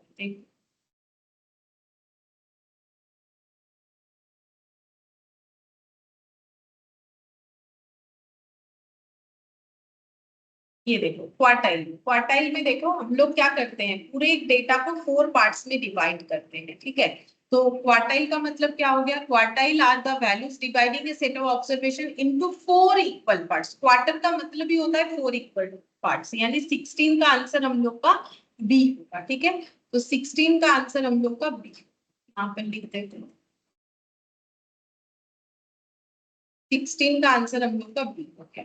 अच्छा 17 में देखो क्या बोला है, quartiles can be determined graphically using. ये हम लोग जब पहला वाला चैप्टर किए थे स्टैटिस्टिकल डिस्क्रिप्शन ऑफ डेटा, वहां पर हम लोगों ने देखा था कि कौन से डायग्राम को यूज करके हम लोग कौन सा जो है मेजर्स ऑफ सेंट्रल टेंडेंसी को ड्रॉ कर सकते हैं। अगर तुम लोग को याद है तो ठीक है, नहीं है तो नोट्स देखोगे तो याद आएगा। क्वार्टाइल के लिए जो है ऑगिव यूज किया जाता है, ठीक है। अगर हम लोग ऑगिव को यूज करते हैं तो फिर क्वार्टाइल को रिप्रेजेंट ग्राफिकली रिप्रेजेंट करने के लिए हमें ऑगिव का यूज करना चाहिए, ठीक है। वो कैसे होता था ये देखो, इस तरीके से होता है, ऐसे ऐसे ऐसे करके कट लगता है, ठीक है। तो वो हम लोग का होता है क्वार्टाइल, ठीक है। तो ये हम लोग का ऑगिव होगा, मतलब 17 का सी आंसर आएगा।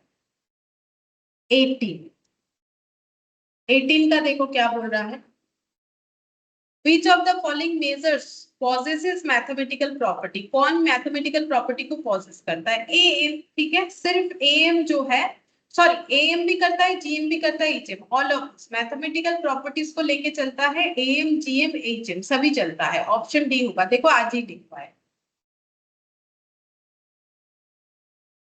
मैथमेटिकल प्रॉपर्टीज है एम जीएम एचएम। हाँ, और एम का मैथमेटिकल प्रॉपर्टी बाकी चैप्टर्स में भी यूज होता है, इसीलिए इसे ideal measures of central tendency माना गया है। ठीक है, बाकी चैप्टर्स में भी यूज होता है, इसीलिए आइडियल माना गया है। बाकी इसका आंसर हमारा डी होगा, क्योंकि सभी मैथमेटिकल प्रॉपर्टी को पॉजेस कर रहे हैं। फिर देखो, which of the following measures satisfies a linear relationship between two variables?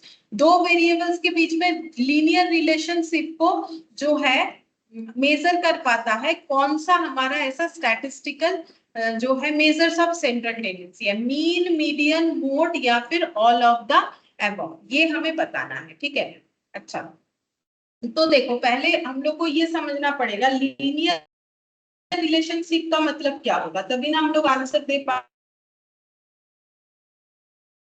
Relationship का मतलब होता है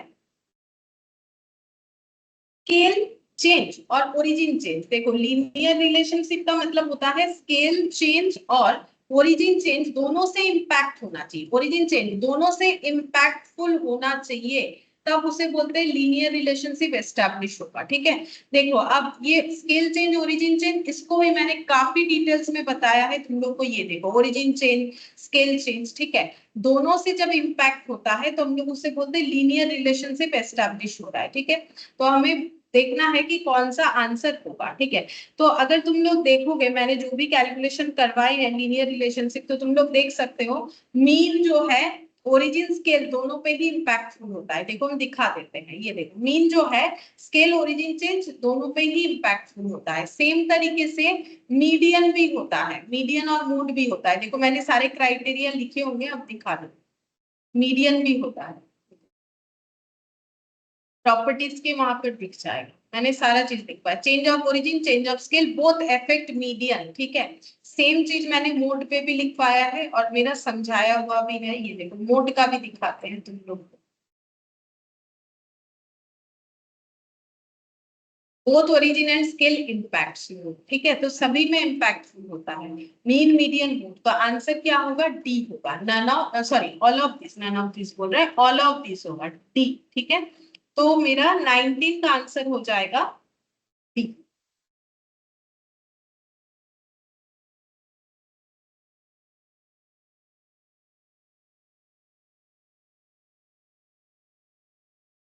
नाइनटीन का आंसर हो गया। और 20 लास्ट क्वेश्चन,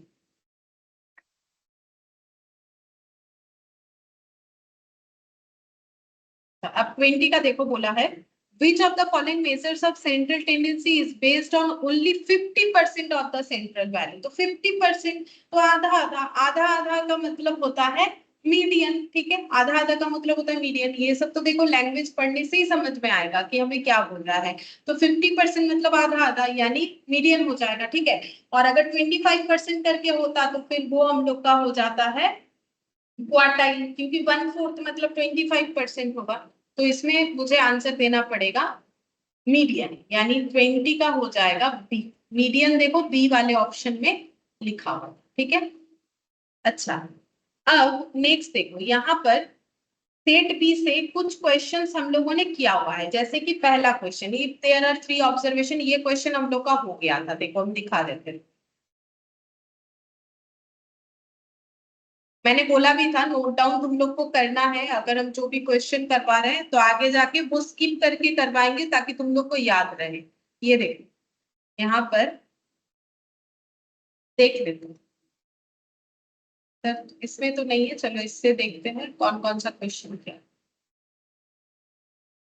ये देखो सेट बी का 1 किया है, 10 किया है हम लोगों ने। ठीक है, 1, 10, 11, 1, 10, 11, 15, ये 4 क्वेश्चन किया था। चलो इसके बाद हम लोग सेट बी का क्वेश्चन नंबर 2 करते हैं। ठीक है, सेट बी का क्वेश्चन नंबर 2 करते हैं।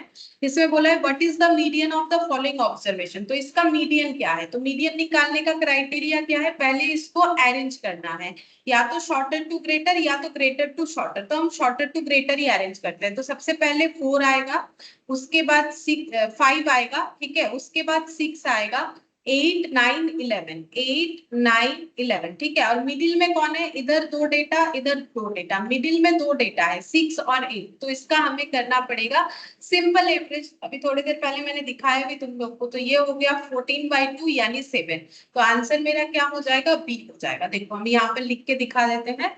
हमें सबसे पहले अरेंज करना चाहिए 4 5 6 8 9 और 11, ठीक है। अब हम लोग निकालेंगे मीडियन। तो मीडियन यानी मिडिल में हमारा 2 वैल्यू निकल के आ रहा है, दैट इज 6 और 8। अब इसका हमें कर देना चाहिए सिंपल एवरेज। जो आंसर आएगा वही हम लोग का मीडियन वैल्यू होगा 7। वैसे भी देखो 6 और 8 के बीच में 7 जरूर ऑकर हो सकता है। तो इसका आंसर हम लोग का 7 हो गया, जो कि ऑप्शन हम लोग का बी के साथ मैच होता है, ठीक है। अच्छा, फिर क्वेश्चन नंबर 3 देखो।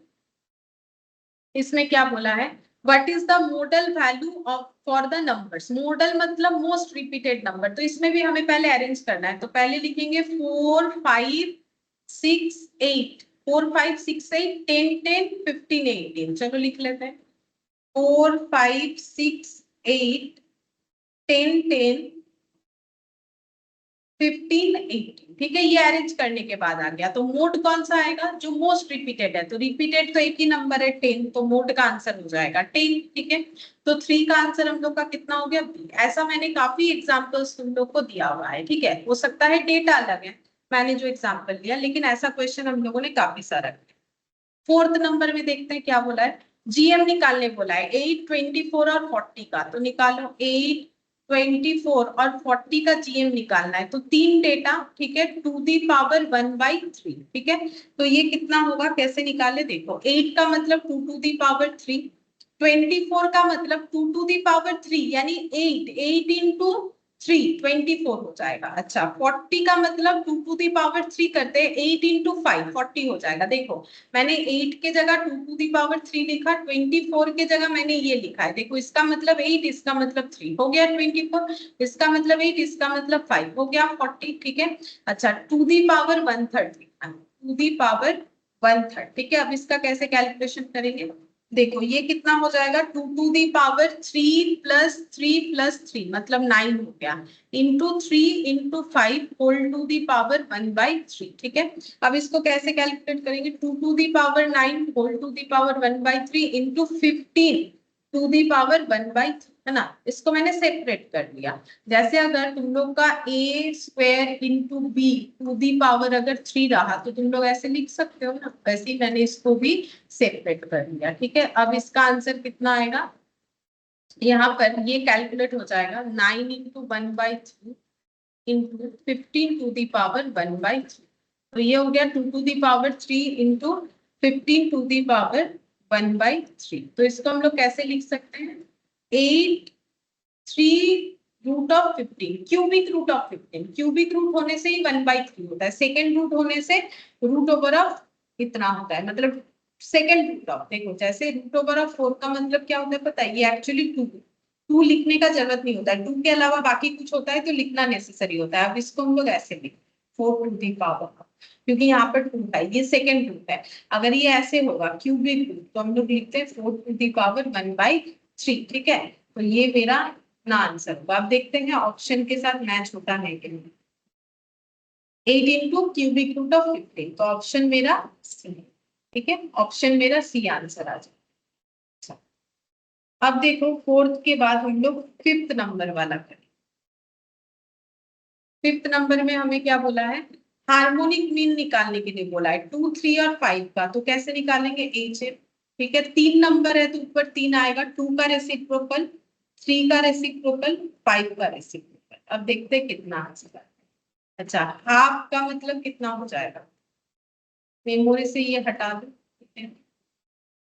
1/2, तो ये हो गया 0.5 मेमोरी प्लस 1/3, ये हो गया 0.33 मेमोरी प्लस 1/5, 0.2 मेमोरी प्लस, ठीक है। अच्छा, अब हो जाएगा 3 डिवाइडेड बाई मेमोरी रिकॉल, तो ये आंसर हो जाएगा 3.09। देखते हैं 3.09 कोई आंसर है कि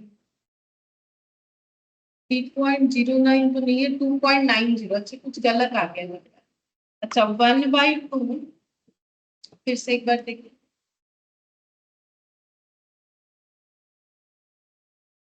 1/2 memory plus 1/3 memory plus 1/5 memory plus फिर 3 डिवाइडेड बाई मेमोरी रिकॉल 2.90। हाँ, तब कुछ गलत कैलकुलेशन हो गया था। ठीक है, तो हम लोग का आंसर कितना आएगा? अगर तुम लोग ऐसे भी करना चाहो तो कर सकते हो। देखो, ये आ रहा है 0.5, ये आ रहा है 0.33, इस पे बार लगा देंगे, अप्रोक्सीमेशन चलता जाएगा 0.2, तो भी तुम लोग का 2.90 आएगा, और पूरा कैलकुलेटर पे करोगे तो भी 2.90 आएगा। यानी ऑप्शन मेरा सी हो जाएगा। ठीक है, तो ऑप्शन सी। अब 6th नंबर देखो, 6th नंबर में क्या बोला है? AMGM for two numbers 6.56, then the two numbers are, बोल रहे हैं AMGM अगर दो नंबर का 6.5 और 6 है तो दो नंबर्स क्या क्या है। ठीक है, तो हमें यहाँ ऑप्शन दे दिया है, तो हम लोग देखते हैं कि कौन से दो नंबर का AM और GM जो है इतना आएगा। तो ऑप्शन से हम लोग इसे चेक कर सकते हैं। अगर मेरा आंसर ऑप्शन ए हुआ तो देखते हैं ऑप्शन ए होगा कि नहीं, पहले ए से चेक करते हैं। तो ए में ऑप्शन क्या दिया हुआ है? 6 and 7, तो 6 + 7/2 करने से मेरा कितना आएगा? 13/2, तो ये मेरा आ रहा है 6.5। हाँ चलो, ये तो मैच हो रहा है। ए GM कितना होगा? 6 होगा, तो 6 × 7 whole to the power half, 6 × 7 whole to the power half, क्योंकि दो डेटा है। 42 टू द पावर हाफ, तो 42 का रूट करके देखते कितना आता है। 42 का रूट करके देखते 6.4 आ रहा है, तो हमें कितना बोला है? बोला है कि 6 आएगा, तो इसका मतलब ऑप्शन ए आंसर नहीं हुआ। चलो बी से देखते हैं। ए आंसर हम लोग का नहीं हुआ क्योंकि ए से मेरा GM मैच नहीं हुआ। चलो बी का देखते हैं। 9 और 4, तो 9 + 4/2, तो ये भी 13/2, 6.5, ये तो मैच हो गया। 9 × 4 टू दी पावर हाफ, तो 9 × 4 कितना होगा? 36 टू दी पावर हाफ, तो 36 टू दी पावर हाफ मतलब 6 होगा। 36 का रूट करेंगे तो हमारा 6 ही ना आएगा, तो ये देखो हम लोग का कितना आ गया? 6 आ गया। तो इसका मतलब 6.5 और 6 हमें पता चल गया, यानी ऑप्शन बी हम लोग का आंसर। ठीक है, ऑप्शन बी हम लोग का आंसर होगा। अगर हम लोग 9 और 4 का, वो 9 और 4 दो नंबर्स है, जिसका AM करोगे तो 6.5 और GM करोगे तो 6 आएगा। ठीक है, फिर 7th नंबर पे, 7th नंबर में क्या बोला है? ठीक है, 7th नंबर में बोला है AM HM for two numbers 5 and 3.2 respectively, then GM बोल रहा है कि दो नंबर्स का AM ये है और दो नंबर्स का HM ये है, GM क्या होगा? ये कैसे निकालेंगे? आज ही हम लोगों ने एक फॉर्मूला सीखा स्टार्टिंग में ही, जो सेकंड फॉर्मूला आज मैंने तुम लोग को सिखाया, AM × HM = GM²। ये देखो, ये वाला AM × HM = GM², उसका यूज करना चाहिए जब हमें दो डेटा दिया हुआ है। तो AM × HM = GM²। ठीक है, तो AM कितना है? AM है हम लोग का 5 और HM है 3.2, तो 5 × 3.2 = GM² हो जाएगा। अब देखते हैं 5 × 3.2 कितना होता है, तो ये हो गया 16 = GM²। Therefore GM = √16, यानी 4। GM का आंसर आ गया 4। ठीक है, तो ये मेरा आंसर कितना होगा? ये मेरा आंसर हो जाएगा, GM का आंसर 4, यानी ऑप्शन डी हो जाएगा। ठीक है, ऑप्शन डी।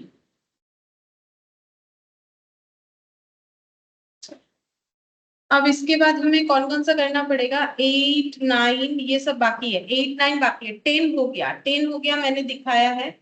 और मुझे लगता है 11 भी हो गया है, मुझे पर देखना पड़ेगा, याद नहीं आ रहा है। 11 मुझे लग रहा है हो गया। 10 तो कंफर्म हो गया, थोड़ी देर पहले मैंने यहाँ पर देखा कि 10 हम लोगों ने कर लिया था, क्वेश्चन नंबर 10 यहाँ से, ये देखो 11 भी किया हुआ है, ठीक है, 10 11 किया हुआ है, ठीक है, 10 11 किया हुआ है, मतलब इसके बाद हमें कौन कौन सा करना पड़ेगा, हम लोगों ने लास्ट अभी किया 7, इसके बाद 8 9, देखो हम यहाँ पर नोट डाउन करते हैं ताकि करने में आसानी होगा, 9 8 9 सॉरी 8 9 10 11 हो गया है, पहले ही मैंने करवा दिया था। अच्छा, इसके बाद 12 13 14, ठीक है, 12 13 14 12 13 14, ठीक है।